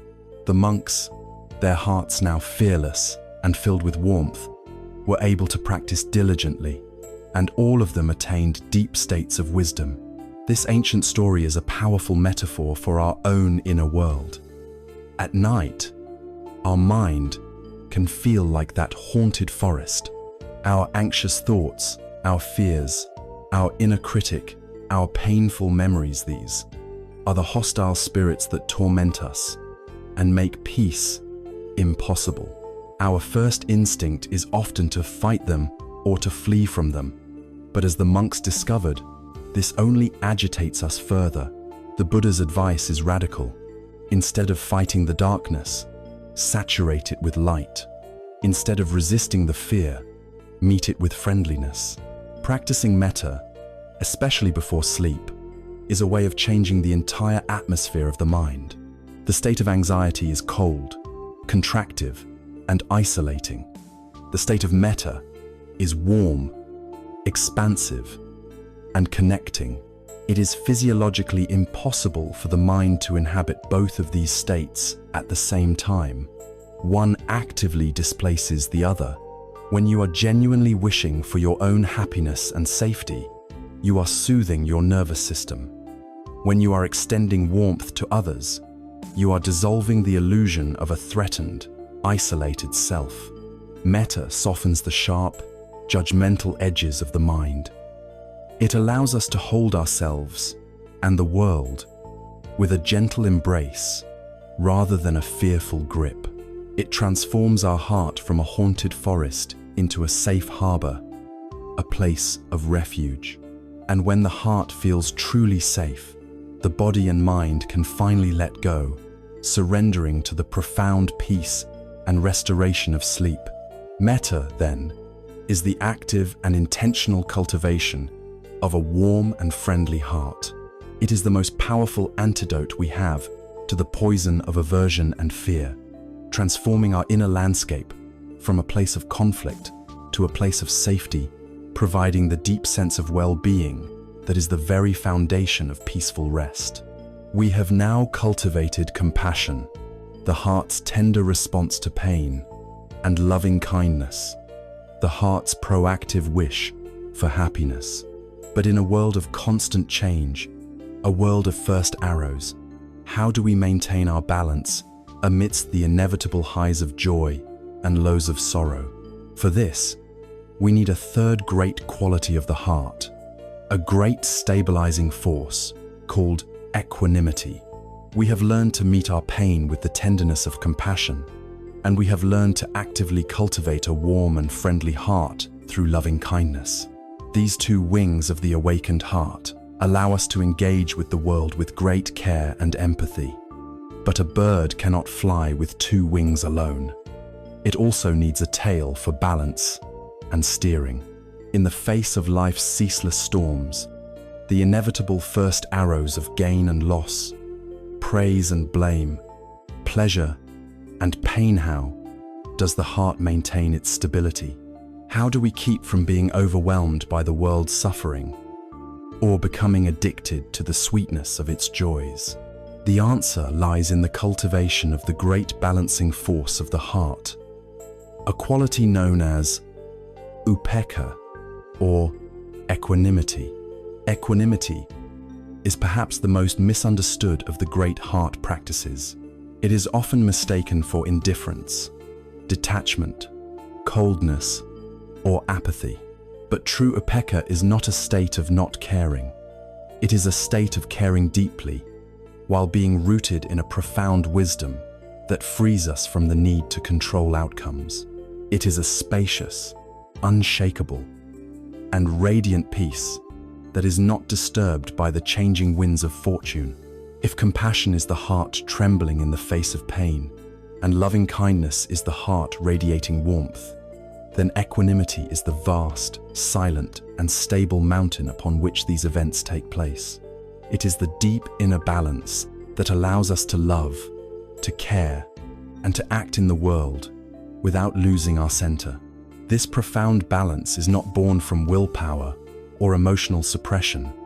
It is born from wisdom.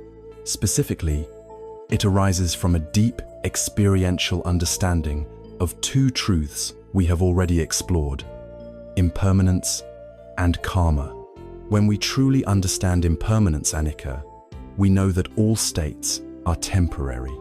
Therefore, when we experience success, praise, or pleasure, we can enjoy it fully, but we do not cling to it, because we know it will change. And when we experience failure, blame, or pain, we can endure it with courage, because we know that this too shall pass.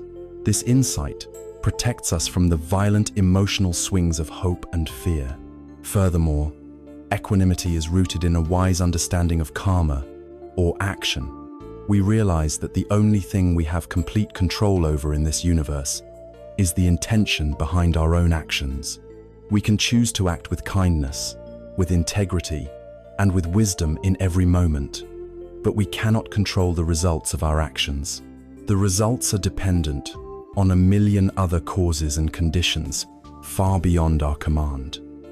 The person with equanimity does their very best. They act with a pure heart and skillful means, and then they release the outcome to the universe. This frees them from the terrible anxiety of needing to manage everything, the deep-seated stress that comes from trying to play God. They plant the seed with care, but they allow the seed to grow in its own time, accepting that some seeds will blossom and some will not. This inner stability allows us to skillfully navigate what Buddhism calls the 8 worldly winds.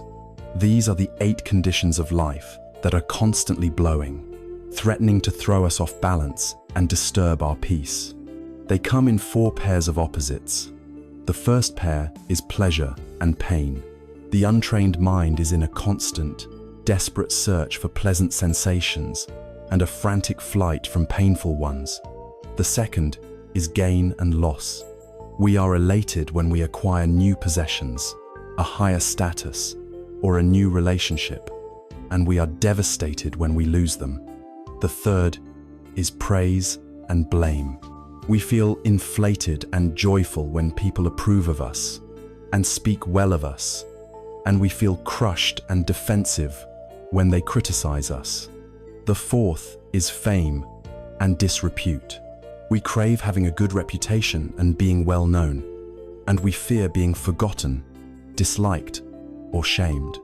A life lived without equanimity is the life of a weather vane, spun around helplessly by these 8 winds. Our inner state is entirely at the mercy of external events. To cultivate equanimity is to become like a great, ancient mountain. The mountain feels the wind, the gentle breeze, and the raging gale, but it is not uprooted by them. It remains stable, grounded, and present, its deep peace undisturbed. There is a powerful Zen story that perfectly embodies this unshakable peace. A Zen master lived a quiet life in a hut just outside a village. He was deeply respected by the villagers for his serene and gentle presence. One day, a group of admirers came to him, bowing and showering him with compliments. "Master," they said, "you are a living saint, a perfect being." The master listened calmly and replied with a simple question, "Is that so?" Sometime later, a crisis erupted in the village. A beautiful young woman from a prominent family was found to be pregnant. Her furious parents demanded to know who the father was. Terrified, the girl named the Zen master. The parents, followed by a mob of angry villagers, stormed to the master's hut. They screamed at him, calling him a charlatan and a hypocrite. They had lost all respect for him. When the baby was born, they thrust the infant into his arms, shouting, "This is your child. You ruined our daughter's reputation, so you must care for it." In a single day, the master lost his good name, his peace, and was handed an immense burden. To all their accusations, and to the crying baby in his arms, he simply and calmly said, "Is that so?" For the next year, he lovingly cared for the child, begging for milk from the villagers, who now scorned him, enduring their contempt with quiet dignity. Then, the young woman was overcome with remorse. She confessed to her parents that the real father was a young man from the village. Her parents and the villagers were filled with horror at the mistake they had made. They rushed back to the master's hut, prostrating themselves on the ground, apologizing profusely and begging him to return the child. His reputation was restored. Now greater than ever, his burden was lifted. He gently handed the child back to the family, and to all of their praise and their effusive apologies, he simply and calmly replied, "Is that so?" The master's inner peace was never dependent on the villagers' good or bad opinion. He was not inflated by their praise, nor was he crushed by their blame. His inner state was stable, vast, and unshakable. He simply met reality as it presented itself, and responded with the appropriate, compassionate action, caring for the child when it needed care, and returning the child when it was right to do so. This is upekkha in action. It is the ultimate inner freedom. This state of profound balance is the most fertile ground for deep and restorative rest. The reason we lie awake at night, tossing and turning, is because our minds are being buffeted by the 8 worldly winds. We are mentally reliving a criticism from our boss, or basking in the glow of a recent accomplishment. We are anxious about a potential loss, or excited about a future gain. Our mind is a turbulent sea of reactivity. Equanimity is the state in which the sea becomes calm. It is a mind that has found its own deep center of gravity and is no longer pulled and pushed by the dramas of life.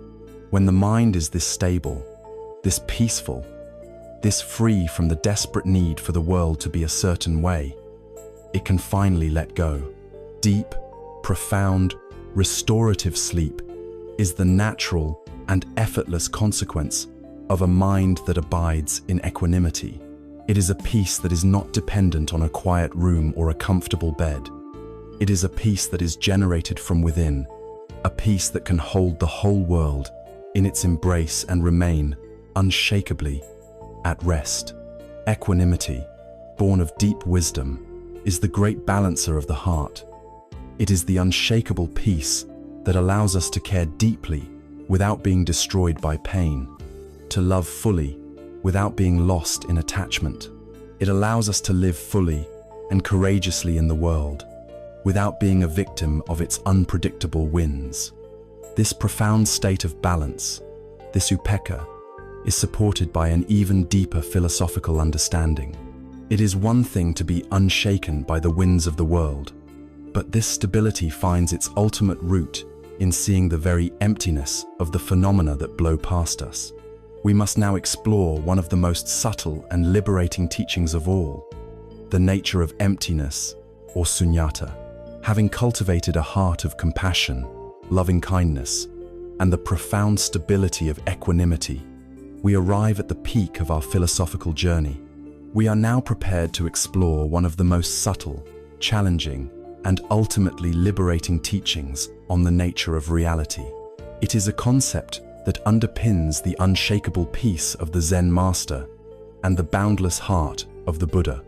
This is the teaching of sunyata, a Sanskrit word most often translated as emptiness. It is crucial to approach this word with great care, for it is easily misunderstood. This emptiness is not a terrifying void. It is not a cold, nihilistic nothingness. It is not a denial of life. In fact, it is the very opposite. The Buddhist teaching of emptiness is a profound affirmation of life in its total, radical, and beautiful interconnectedness. It means that all things are empty, of a separate, independent, isolated self. To understand this, let us look deeply at something simple, something you might find right in front of you, a single sheet of paper. Our ordinary perception sees a sheet of paper, a distinct object, separate from everything else. But a practitioner of deep looking sees something far more miraculous. If we look deeply into this sheet of paper, we can see a cloud floating in it. Why? Because without a cloud, there can be no rain. Without rain, the trees cannot grow. And without trees, we cannot make paper. So the cloud is an essential part of the paper. If you take the cloud out of the paper cannot exist. Looking further, we can see the sunshine. The sun is fundamental for the process of photosynthesis that allows the tree to grow. The energy of the sun is locked within the very fibers of the paper. So the sun is in here. If we continue to look, we see the logger who cut down the tree. We can see his hands, his sweat, and we can see his breakfast of bread that gave him the strength for his work. And in that bread, we see the wheat field, the farmer, the rain, and the sun once more.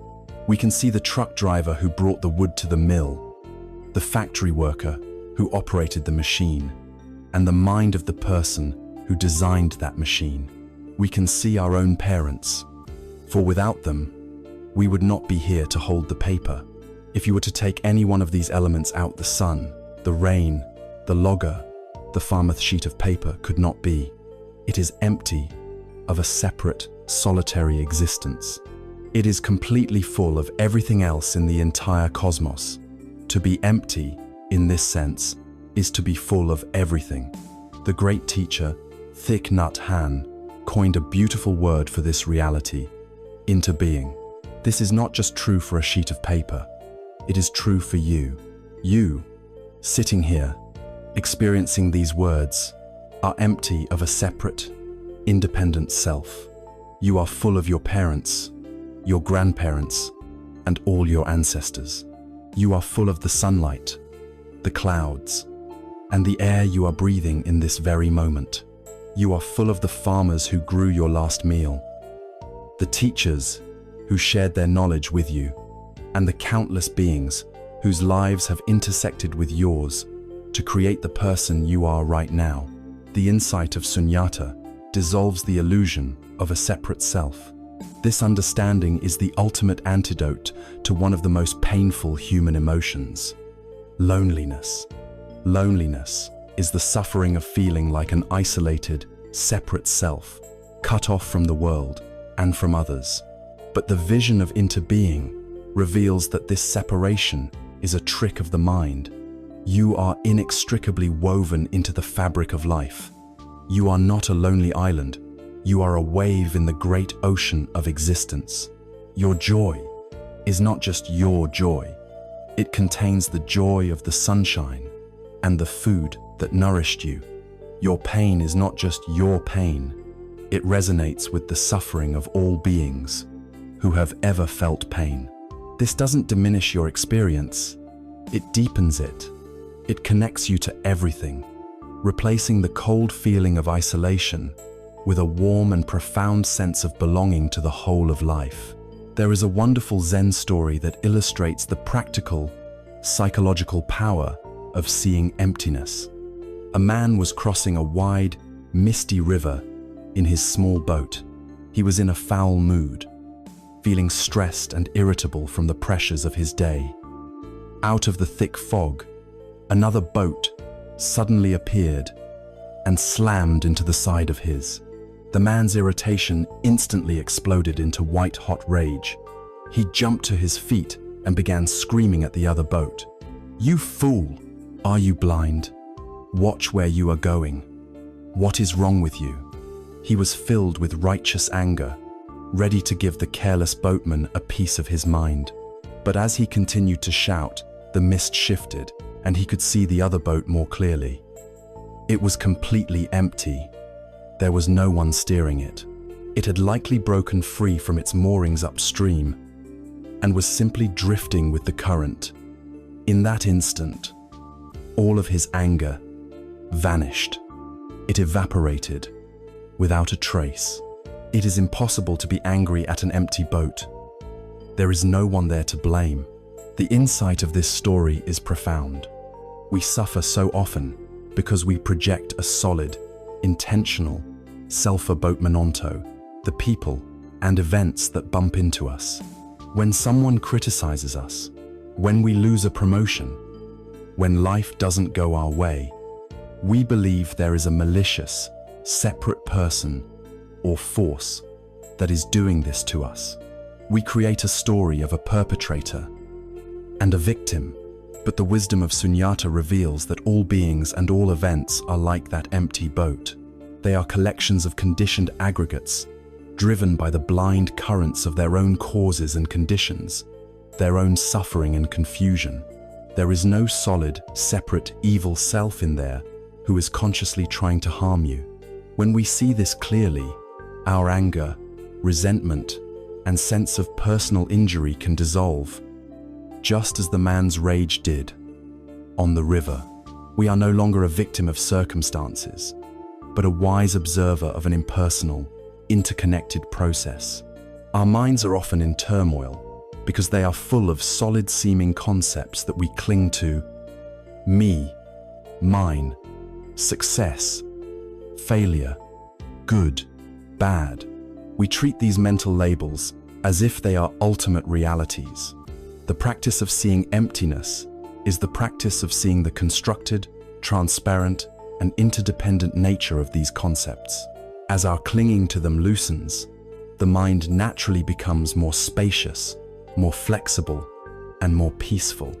A mind that is empty in this profound sense is not a blank or dull mind.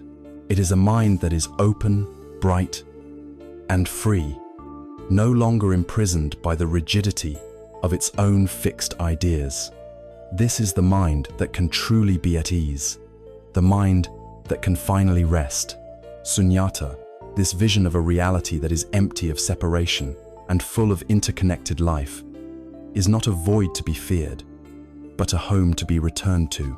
It reveals that we are an integral part of a vast, mysterious, and beautiful web of existence, dissolving our loneliness and anger, and leading to a mind that is free from the tyranny of its own concepts. This profound view of an interconnected reality, where our inner world is not separate from our outer world, naturally leads us to consider how we use one of our most powerful creative tools, our speech. How can our words, both internal and external, reflect this understanding and create a more peaceful, less separate, inner reality? The profound vision of sunyata, of an interconnected reality where nothing exists in isolation, revolutionizes our understanding of the world. It shows us that we are not separate islands, but waves in a single, vast ocean of being. This insight has far-reaching implications, and one of the most practical is how it informs our use of words. If we are all interconnected, then our words are not merely empty sounds. They are powerful vibrations of energy that create ripples throughout the entire web of life. They shape our reality, and they shape the reality of those around us. While the Buddhist teaching of right speech, or samavaka, is often understood as a guide for our communication with others, its most potent and transformative application may be in the silent, unceasing conversation we have with ourselves. This inner monologue is the soundtrack to our lives, and for many of us, especially in the quiet hours of the night, that soundtrack is a broadcast of harsh criticism, judgment, and fear. To find peace, we must learn to change the broadcast. Most of us live with a relentless inner critic. It is a voice we have internalized from parents, teachers, and a demanding culture. It is the voice of the second arrow. When we make a small mistake, it doesn't say, "That's okay, let's learn from this." It screams, "You're so stupid, you always mess things up." When we feel a pang of sadness, it doesn't offer comfort. It says, "Stop being so weak, get over it." This inner dialogue is a form of self-violence. We are marinating our own consciousness in the poison of condemnation. Words create worlds, and when we constantly speak to ourselves with this harshness, we create an inner world of hostility and fear. Our nervous system cannot distinguish between a verbal attack from an external enemy and one from our own mind. It responds in the same way, with a surge of stress hormones, with a tensing of muscles, with a preparation for battle. It is no wonder we cannot sleep when we are lying in a bed that our own mind has turned into a battlefield. To find rest, we must first learn to declare a truce with ourselves. The path to this inner truce lies in applying the wisdom of right speech to our own thoughts. We can imagine our mind as having 4 gates, and before we allow a thought, especially a thought about ourselves, to take root and be believed, we can guide it through these 4 gates of inquiry. The first gate asks, "Is it true?" Our inner critic loves to speak in sweeping, absolute terms. It says, "I am a failure." Before believing this painful thought, we can pause and gently ask, is that statement absolutely true? Have I failed at every single thing I have ever attempted in my entire life? When we investigate honestly, we see that it is, of course, not true. We have had successes and failures, strengths and weaknesses. The critic's statement is an exaggeration, a caricature of reality. Simply seeing its untruthfulness robs it of much of its power. If a thought manages to pass through the first gate, perhaps the thought is more specific, like "I handled that conversation badly." It then arrives at the second gate, which asks, is it beneficial? Is dwelling on this thought helpful? Does repeatedly berating myself for my awkward words serve any useful purpose? Or does it simply paralyze me with shame and make me more anxious about future conversations? We can choose to let go of thoughts that are not constructive, even if they contain a grain of truth. We can choose to focus not on the mistake, but on what can be learned from it. The third gate is the gate of the heart. It asks, is it kind? Is the tone of this thought gentle and supportive, or is it harsh and cruel? The thought, you are such an idiot for saying that, is not kind. The thought, that felt awkward, and it's okay. Social situations can be tricky. I can try a different approach next time, is kind. We have the power to consciously rephrase our inner dialogue, to speak to ourselves with the same warmth and encouragement we would offer to a beloved friend who was struggling. This is a radical act of self-love. The fourth and final gate asks, is it the right time? Sometimes a thought might be true, beneficial, and framed kindly, but it is simply not the right time to engage with it. 3 o'clock in the morning, when your body is tired and your mind is vulnerable, is not the right time to analyze your past mistakes or plan a new life strategy. The right time for reflection is during the day, perhaps with a journal or in a quiet moment of contemplation. We can learn to speak to our own mind with a gentle firmness. Thank you for bringing this up. It is important, and we will look at it tomorrow morning after a good breakfast. Now is the time for rest. This sets a healthy boundary with our own obsessive thinking. There is a timeless Native American parable that perfectly illustrates the power of this inner work. An elder is teaching his grandson about life. A fight is going on inside me, he says. It is a terrible fight between two wolves. One wolf is evil, he is anger, regret, greed, arrogance, and self-pity. The other wolf is good. He is joy, peace, love, hope, kindness, and compassion. This same fight is going on inside you and inside every other person too. The grandson thinks for a minute and then asks, "Grandfather, which wolf will win?" The old man simply replies, "The one you feed." Our inner speech is the food we give to these two wolves. Every time we indulge in harsh self-criticism, every time we replay our mistakes with a soundtrack of shame, every time we tell ourselves we are not enough, we are feeding the wolf of fear and sorrow. We are making it stronger, more dominant, and its howls will surely keep us awake at night. Conversely, every time we pause and guide a thought through the four gates, every time we choose to rephrase a criticism into a kind encouragement, every time we offer ourselves a word of forgiveness or a moment of grace, we are feeding the wolf of peace and compassion. We are consciously nourishing the very qualities we wish to embody. We are creating the inner world we want to live in. This is not a practice of denial or of pretending that our flaws don't exist. It is a practice of changing our relationship with our imperfections. It is about becoming our own internal mentor, our own most steadfast ally, our own compassionate coach. When we consistently choose to feed the wolf of peace, our inner landscape begins a profound transformation. The battlefield slowly turns into a sanctuary. The harsh, critical monologue is replaced by a warm, supportive dialogue. Our mind ceases to be a hostile environment and becomes a safe and welcoming home. And in a home that feels this safe, this gentle, this free from internal attack, the body and mind can finally feel secure enough to let go of their defensive armor, to relax deeply, and to welcome the restorative and healing gift of sleep. Our inner speech is not meaningless chatter. It is the nourishment that determines whether we inhabit a state of turmoil or a state of peace. By choosing our words wisely, we create our own refuge. The path we have been walking is, in many ways, a journey of release.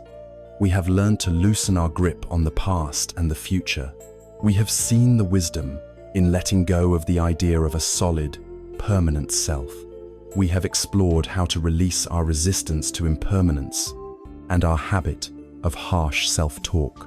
All of these practices culminate in a central, active skill that is essential for a peaceful heart, the art of letting go. When we hear this phrase, we might imagine it as an act of passive resignation, of giving up, or admitting defeat. But in the context of inner work, letting go is an act of profound strength, wisdom, and courage. It is not about weakness. It is about refusing to continue carrying burdens that have become too heavy. It is the choice to put down our baggage so that we may walk freely, with a light and unburdened heart. To practice this art, we must first become aware of what it is we are carrying. We move through our days and lie down at night, often weighed down by invisible baggage that drains our energy and poisons our peace. We carry the heavy stones of old resentments, endlessly replaying past injustices in our minds, nurturing grudges against those who have harmed us. We carry the ghosts of unfulfilled expectations, the detailed blueprint we had for how our life was supposed to turn out. We compare the life we have to the idealized life we carry in our minds, and we suffer from the gap between the two. We carry the heavy sack of guilt and shame from our past mistakes, believing on some level that if we punish ourselves enough, we might atone for them. We carry idealized images, not only of who we think we should be, which makes us feel constantly inadequate, but also of who we think others should be, which leads to chronic disappointment. This collection of resentments, regrets, and expectations is the heavy baggage that makes our journey through life so exhausting and our search for rest so futile. The Buddha used a powerful simile to illustrate the self-harm inherent in refusing to let go, especially when it comes to anger and resentment. He said that holding on to anger is like grasping a hot coal with the intent of throwing it at someone else. You are the one who gets burned. Think about this. The person who wronged you may be miles away, living their life, perhaps not even remembering the event that you are endlessly replaying. But you, in the privacy of your own mind, are the one experiencing the toxic, corrosive effects of the anger. You are the one whose body is flooded with stress hormones. You are the one whose heart is constricted with bitterness. You are, in effect, drinking poison and hoping that the other person will die. The art of letting go, in this context, is not an act of condoning their behavior or absolving them of responsibility. It is an act of profound self-care and pragmatism. It is the wise and compassionate decision to stop burning your own hand. It is putting down the hot coal, not for their sake, but for the sake of your own precious peace. There is a classic Zen story that captures this art with beautiful clarity. Two Zen monks, one senior and one junior, were on a long pilgrimage. For hours they had been walking in silence.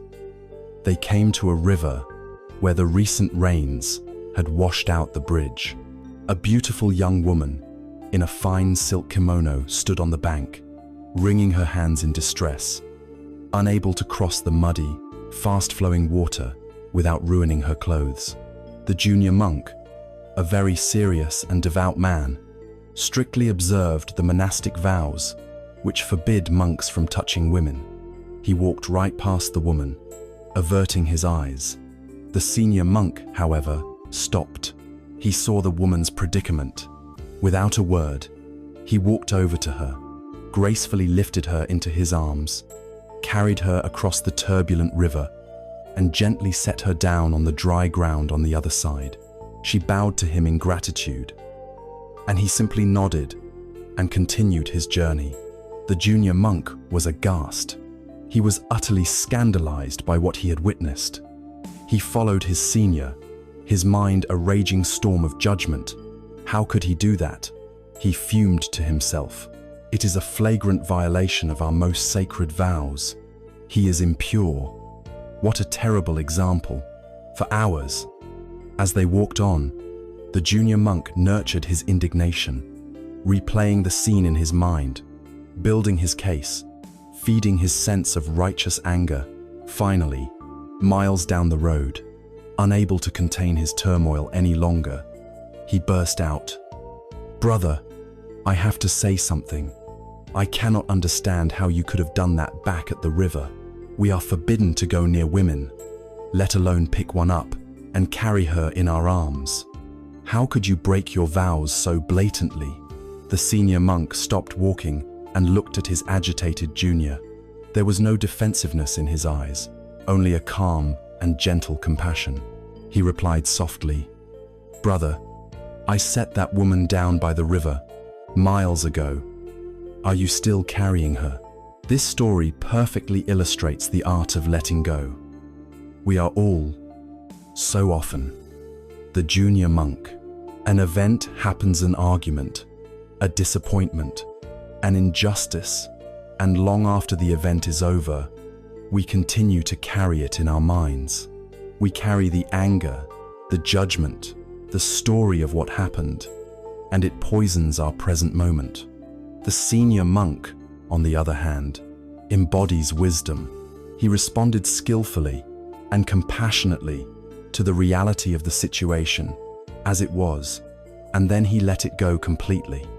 He knew when to pick something up, and he knew when to put it down. This art can be cultivated through a conscious practice. First, we must use our mindfulness to simply notice what we are carrying. We must become aware of the hot coal in our hand, or the woman we are still carrying on our back. We can notice, I am still carrying the anger from that comment earlier today. Second, we accept the feeling without judgment. We don't try to force it away. Yes, this feeling of resentment is here. I can feel it in my body. Third, we investigate the cost. We see clearly how carrying this burden is causing us to suffer, how it is burning our hand. This understanding provides the motivation to release it. Finally, we make a conscious, gentle intention to let go. This can be a simple inner whisper. For the sake of my own peace, I choose to release this burden now. You might use a visualization, like placing the burden on a leaf and watching it float away down a stream. Or you can use the out-breath, imagining the tension and the story leaving your body with each exhalation. When we practice letting go, we create space. Our mind is often like a cluttered room, so full of old resentments and anxieties that there is no room for anything new to enter. Each time we let go of a grudge or a worry, it is like clearing out a piece of old furniture. We create an inner spaciousness, a lightness of being. This inner space is essential for peace. It is an invitation for new and more wholesome states to arise: joy, creativity, and a quiet sense of well-being. It is the essential inner housekeeping that prepares our entire being for deep and profound rest. The art of letting go is the courageous and liberating choice for our own freedom. It is the wisdom of the senior monk, who knows that peace is found not in what we acquire, but in what we are willing to put down. The art of letting go, which we have explored, is a profound skill for unburdening the heart and mind. It teaches us how to stop carrying the heavy baggage of the past. But what if we could take this wisdom a step further? What if, instead of merely learning to drop our burdens, we could learn to transform them? What if the very challenges, pains, and difficulties of our lives, the things we most wish to get rid of, could become the raw material for our deepest growth and our most profound peace? This is the ultimate alchemy of the spiritual path. It is the art of transforming poison into medicine, and its most perfect symbol is the lotus flower. The Buddhist path does not promise a life free from mud. This is a crucial understanding. It does not offer a magical escape from the messy, difficult, and often painful realities of human existence. Instead, it offers something far more powerful. It promises that a lotus can be grown from that mud. Think of a lotus pond. The water is often murky. The bottom is thick with dark, smelly mud. This mud represents our dukkha, our anxiety, our grief, our confusion, our anger, our past traumas, and our present struggles. Our natural instinct is to try and escape the mud, to leap out of the pond and find some clean, pristine, mud-free ground to stand on. But the lotus seed does not do this. It sprouts right in the heart of the mud. It puts down its roots and draws its nourishment from the very darkness and decay that we find so repulsive. Its stem then grows steadily up through the murky water, always reaching for the light. Finally, the lotus blossom emerges above the surface of the water, and it opens its petals to the sun.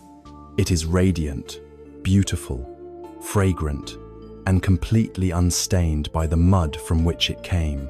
This is the miracle. The beauty of the lotus is not in spite of the mud. It is because of the mud. The mud provides the essential nutrients, the compost, the fuel for the flower's magnificent bloom. Without the mud, there could be no lotus. This is perhaps the most hopeful teaching of all. It means that your personal mudja, deepest anxieties, your most painful memories, your greatest challenges, not an obstacle to your awakening. It is the very ground of your awakening. It is the rich, fertile soil from which your own lotus of wisdom and compassion can grow. With this transformative view, our entire relationship to difficulty can change.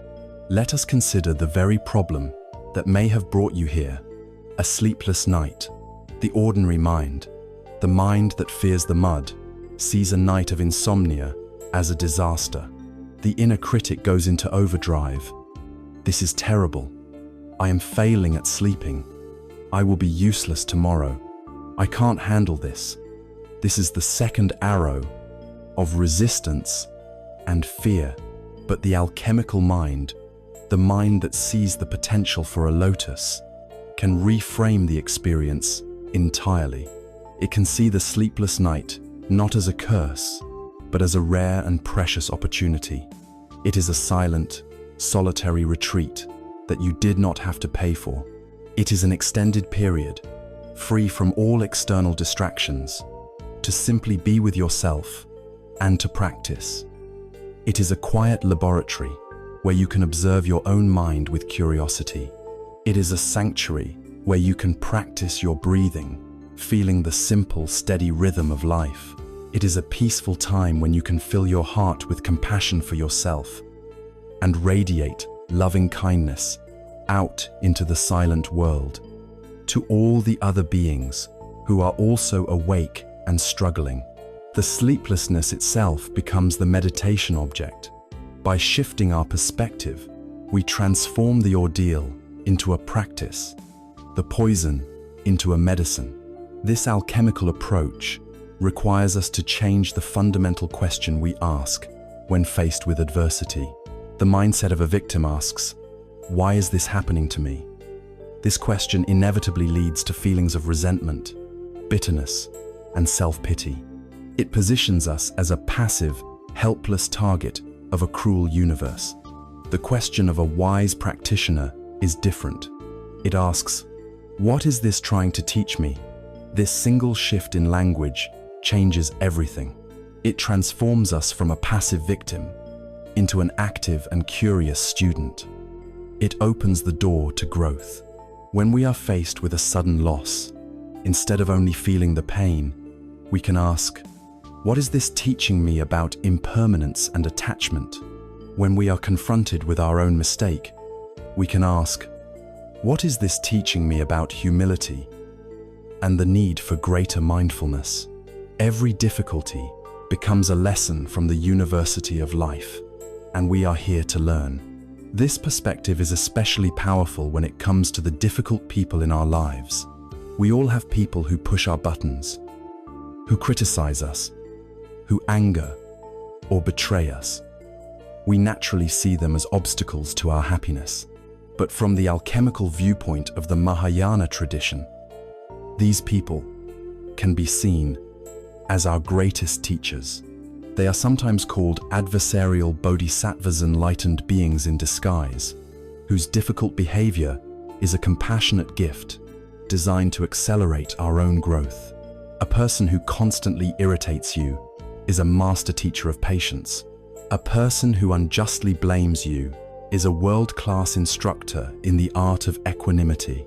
A person who acts with cruelty is providing you a real-world opportunity to find the seed of compassion for the suffering that must be driving them. These difficult people are like a mirror, showing us exactly where our practice is still weak, where our ego is still tender, where we are still hooked by praise and blame. Without them, we might live in a comfortable bubble, thinking we are very patient and compassionate, but our qualities would be untested and fragile. These teachers, though we do not seek them out, are the sandpaper that polishes the gemstone of our heart, revealing its hidden brilliance.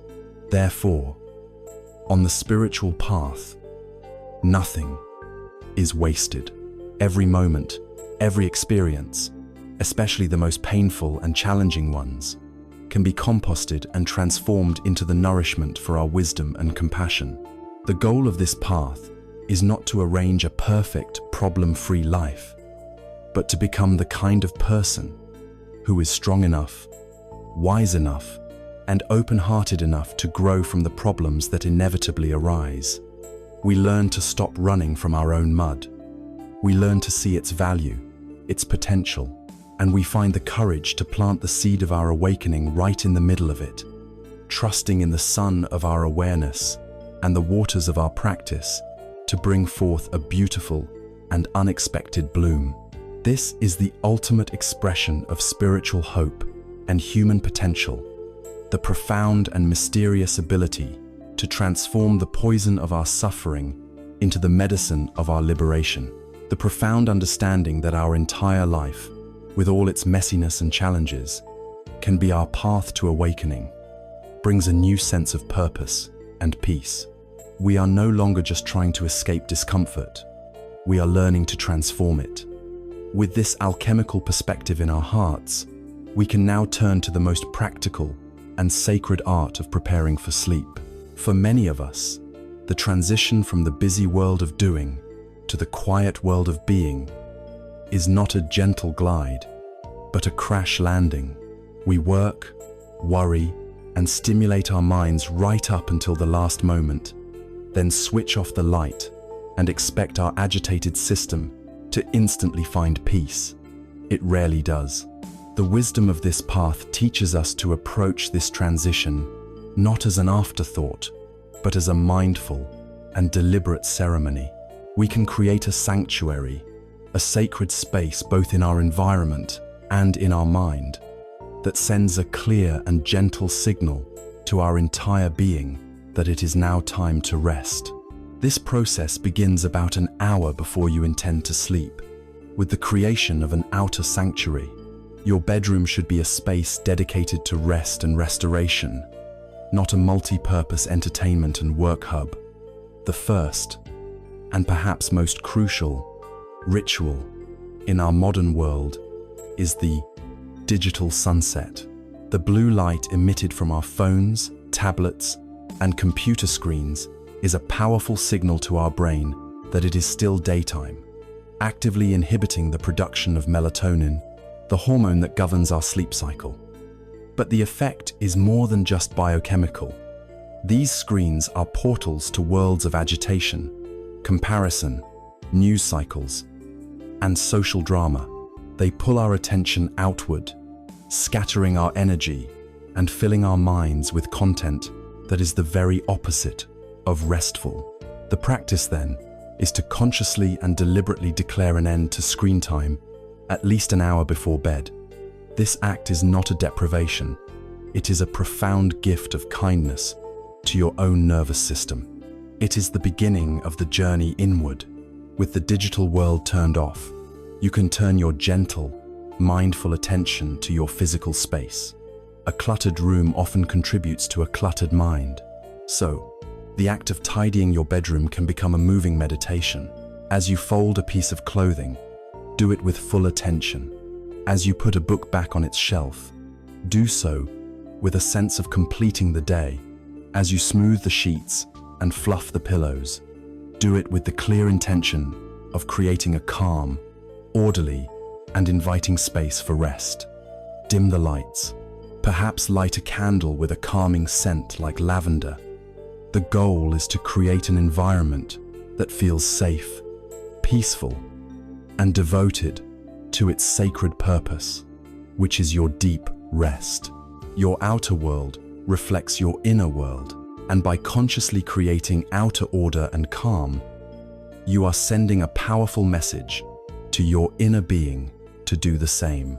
Having prepared the outer sanctuary, we now turn to the inner sanctuary through small rituals of release. One of the most simple and effective is to mindfully prepare and drink a warm, caffeine-free herbal tea. A cup of chamomile, peppermint, or lavender tea can be wonderfully soothing, but the real practice is in the preparation. Pay attention to the sound of the water boiling. Feel the warmth of the mug in your hands. Watch the steam rise. Inhale the fragrant aroma before you take a sip. Feel the warmth spread through your body as you drink. This simple 5-minute ritual can be a powerful anchor to the present moment, a sensory bridge from the thinking mind to the feeling body. Another powerful ritual, especially for those whose minds race with plans and worries at night, is to use a worry journal. Keep a simple notebook by your bed. About 30 minutes before you plan to sleep, sit down and write out everything that is on your mind. Your to-do list for tomorrow, the anxieties you have, the problems you are trying to solve, the conversations you need to have. Pour it all out onto the page, without censorship. This is an act of externalizing your worries. You are making a respectful contract with your mind. You are saying, I hear you. I see. These concerns are important. I have recorded them here, in a safe place. We will not forget them. We will attend to them tomorrow, in the light of day. For now, their job is done, and my job is to rest. Then, physically close the notebook and put it aside. You have parked your worries for the night. Finally, instead of stimulating your mind with dramatic fiction or agitating news, consider ending your day with the companionship of wisdom. Read just a few paragraphs from a book of spiritual teachings, a collection of poetry, or a philosophical text that inspires you. This plants seeds of peace, clarity, and contemplation in the mind. It gives your subconscious something wholesome and beautiful to hold as you drift off to sleep, rather than the residue of the day's conflicts and anxieties. Having created the outer and inner sanctuary, the final step is to seal your intention with a short, formal practice as you lie in bed, ready for sleep. One beautiful practice for this moment is a body scan meditation. Lying comfortably on your back, take a few gentle breaths. Then, bring your awareness down to your toes.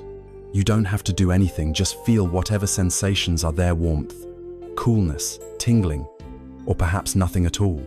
On your next out-breath, imagine you are breathing out from your toes, inviting them to soften and release any tension. Then, gently move your awareness up to your feet, your ankles, your calves, your knees, and continue this slow, gentle journey up through your entire body. Linger on any areas of tightness, breathing a sense of softness and release into them.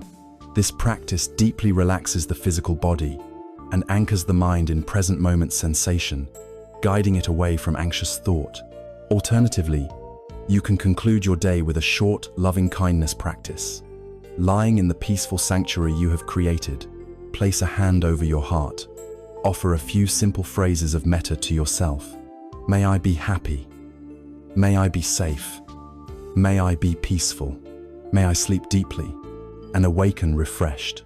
This simple act wraps your entire being in a blanket of kindness and care, creating the ultimate feeling of inner safety just as you prepare to enter the vulnerable state of sleep. The goal of these final practices is not to force sleep to commit an effort that will always backfire. The goal is simply to end your day in a state of peace, mindfulness, and radical self-care, letting go of any attachment to the outcome. This entire ritual, from the digital sunset to the final conscious breath, is a powerful and compassionate signal that you send to every level of your being. It is a clear message to your mind, your body, and your heart that says, the day's work is done. The struggles have ceased. The worries have been acknowledged and set aside. This space, this time, is now a sanctuary. You are safe. You are cared for. Now, you may rest. This conscious, graceful transition is the bridge we build from the chaotic world of doing to the sacred, healing world of simply being. Having meticulously created a sacred space for rest, a sanctuary for both body and mind, we now stand at the very threshold of the night. We have prepared the outer world and quieted the inner world. Yet for many of us, this is the moment when a deeper, more primal fear can arise. It is the fear of the night itself. For a mind accustomed to constant stimulation and control, the darkness can feel like a vast, empty ocean, and the silence can feel deafening. The night has, for many of us, become an adversary, a territory to be conquered, a battle to be won. If we get to sleep, we win. If we lie awake, we lose. This nightly struggle is exhausting. But what if we could sign a peace treaty? What if we could learn to change our fundamental relationship with the night, to welcome it not as a foe, but as a wise and gentle friend? To do this, we must first understand our fear. Why is the night so intimidating? It is because the night is the great unplugging. During the day, we are masters of distraction. We fill every spare moment with our phones, our work, our entertainment, our endless to-do lists. These activities act as a buffer, a shield that keeps us from having to feel the deeper currents of our own being. The night, in its quiet wisdom, gently removes these shields. The world goes silent, and we are left alone in the vast space of our own consciousness. In this silence, the inner noise, the chattering of the monkey mind, the whispers of the inner critican seem to grow louder, more prominent. The darkness outside forces us to see what is illuminated by our own inner lamp, and very often, that lamp shines on our anxieties, our regrets, and our loneliness. It is this forced, unmediated encounter with ourselves that we truly fear. We have come to associate the night with this struggle, and so we begin to dread its arrival. The path to peace begins with reframing our idea of the night, replacing the metaphor of a battlefield with one of sanctuary and healing. We can start by seeing the night not as a personal challenge, but as a universal gift. See it as the Great Mother, wrapping the entire world in a vast, dark, velvet blanket of quiet.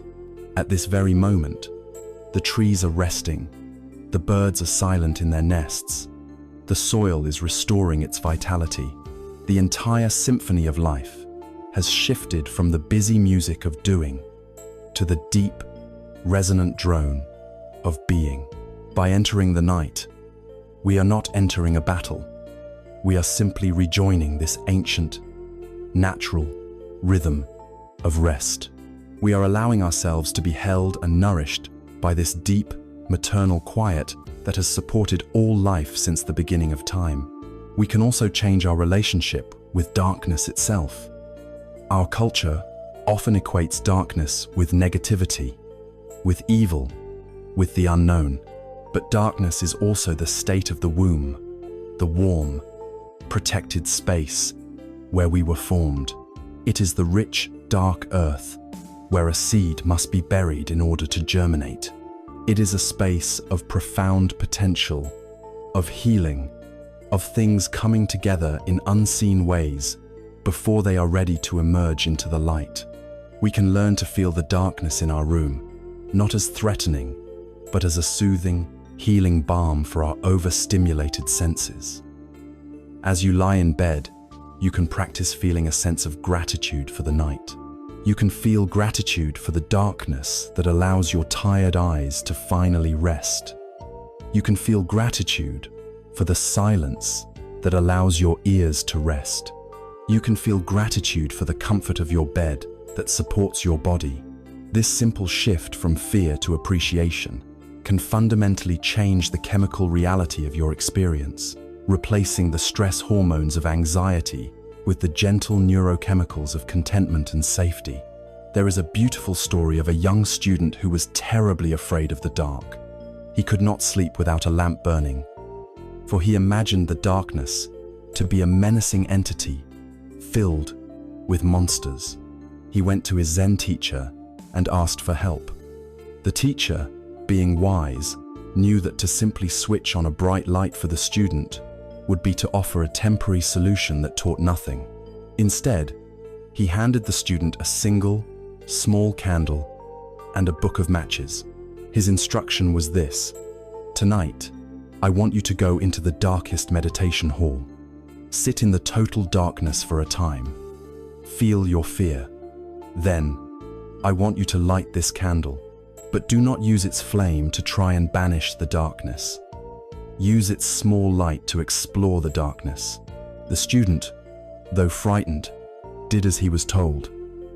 He sat in the pitch-black hall, and his heart pounded with fear. The darkness felt like a solid, threatening presence.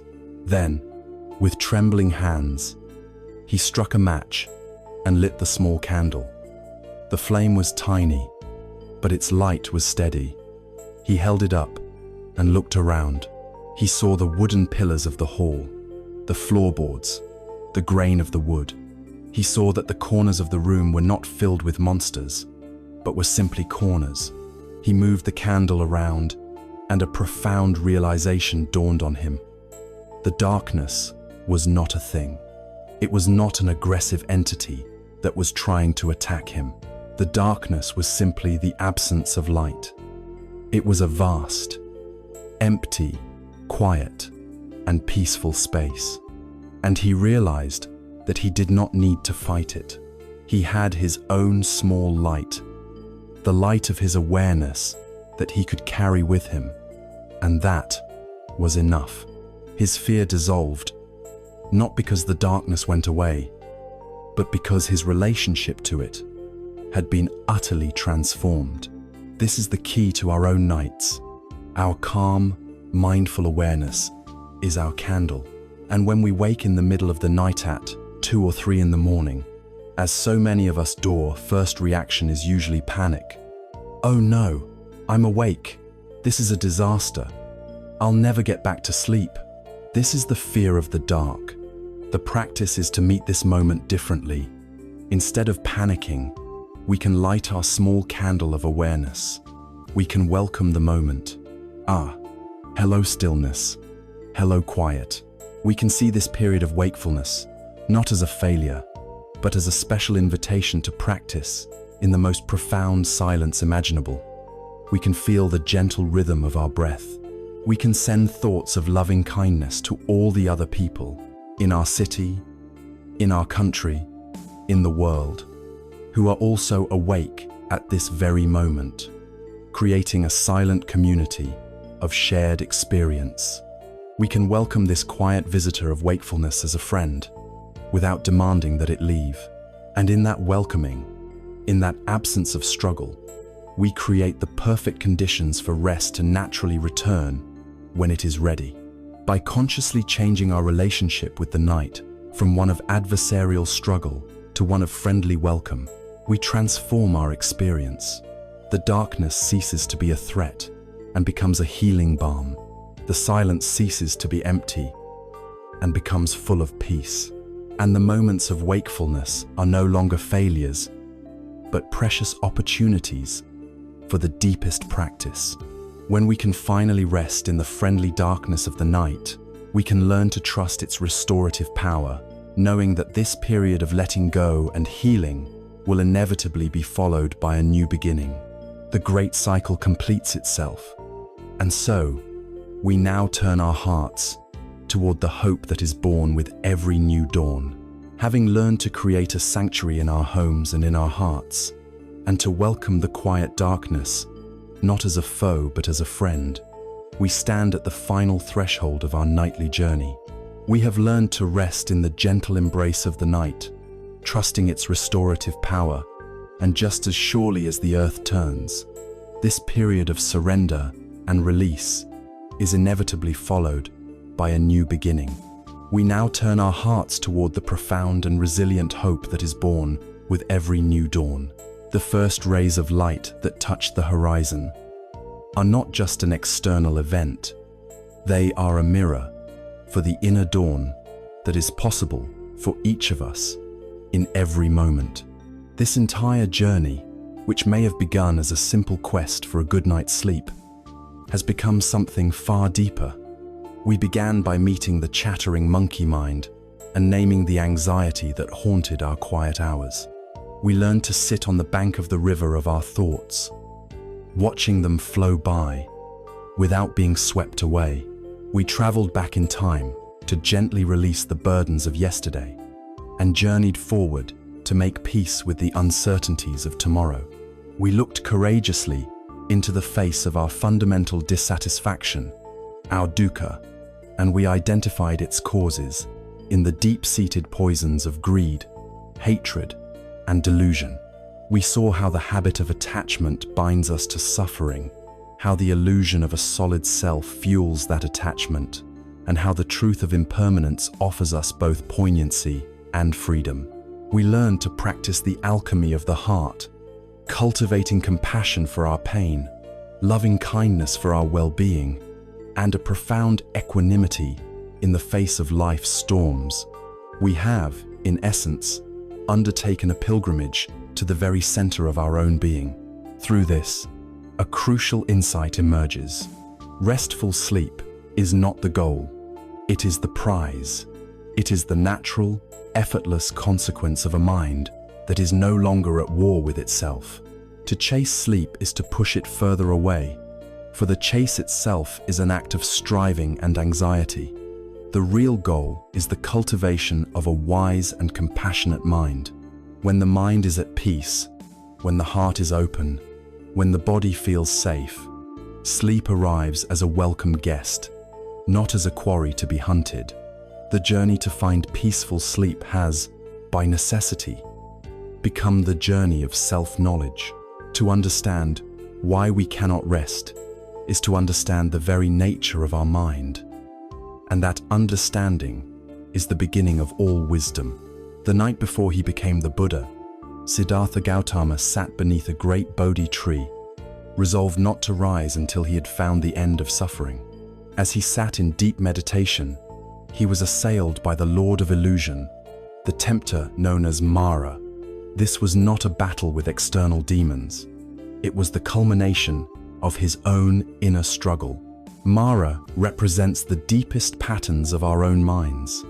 First, Mara sent his beautiful daughters the personifications of craving, lust, and attachmento, seduce Siddhartha from his purpose. Siddhartha, grounded in his clear seeing, remained unmoved. Then, Mara summoned his terrifying Amisti, embodiments of fear, anger, doubt, resentment, and the harsh voice of the inner critic.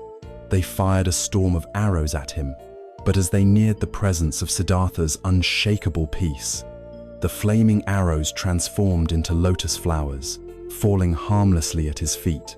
Finally, Mara, in a last desperate attempt, challenged Siddhartha's right to even be sitting on that sacred spot. "Who are you to claim this seat of enlightenment?" he thundered. "Who is your witness?" Siddhartha did not engage in a debate. He did not boast of his ascetic practices or his years of searching. He simply did one small, quiet thing. He reached down with his right hand and gently touched the earth. In that moment, the great earth itself roared, bearing witness to his countless lifetimes of compassionate action and his unwavering resolve, defeated not by force, but by a simple, grounded, unshakable presence. Mara and all his illusions vanished. As the morning star rose in the dawn sky, all vestiges of confusion fell away from Siddhartha's mind. He was no longer a seeker.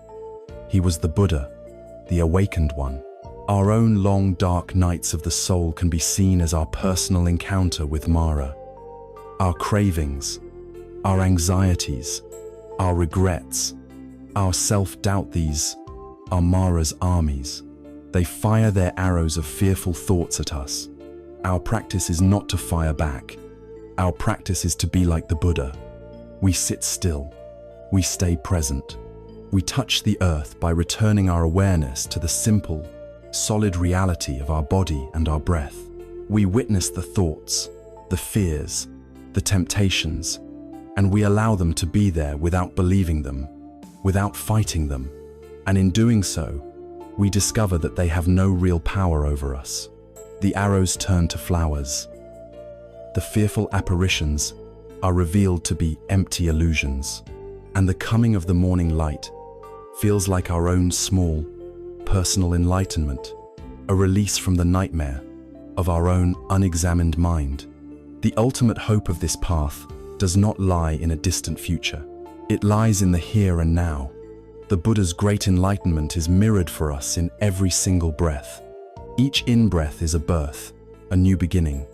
Each out-breath is a letting go, a small death. The space between the breaths is a moment of pure, open potential. You do not need to wait for tomorrow morning to begin anew. If you get lost in a painful thought, the very next breath is your chance to come home. If you fall into an old, reactive habit, the very next breath is your opportunity to make a new choice. The chance to start over is offered to you again and again, 20,000 times a day. This is the nature of true, resilient hope. It is not the naive wish for a life without problems, a life without first arrows.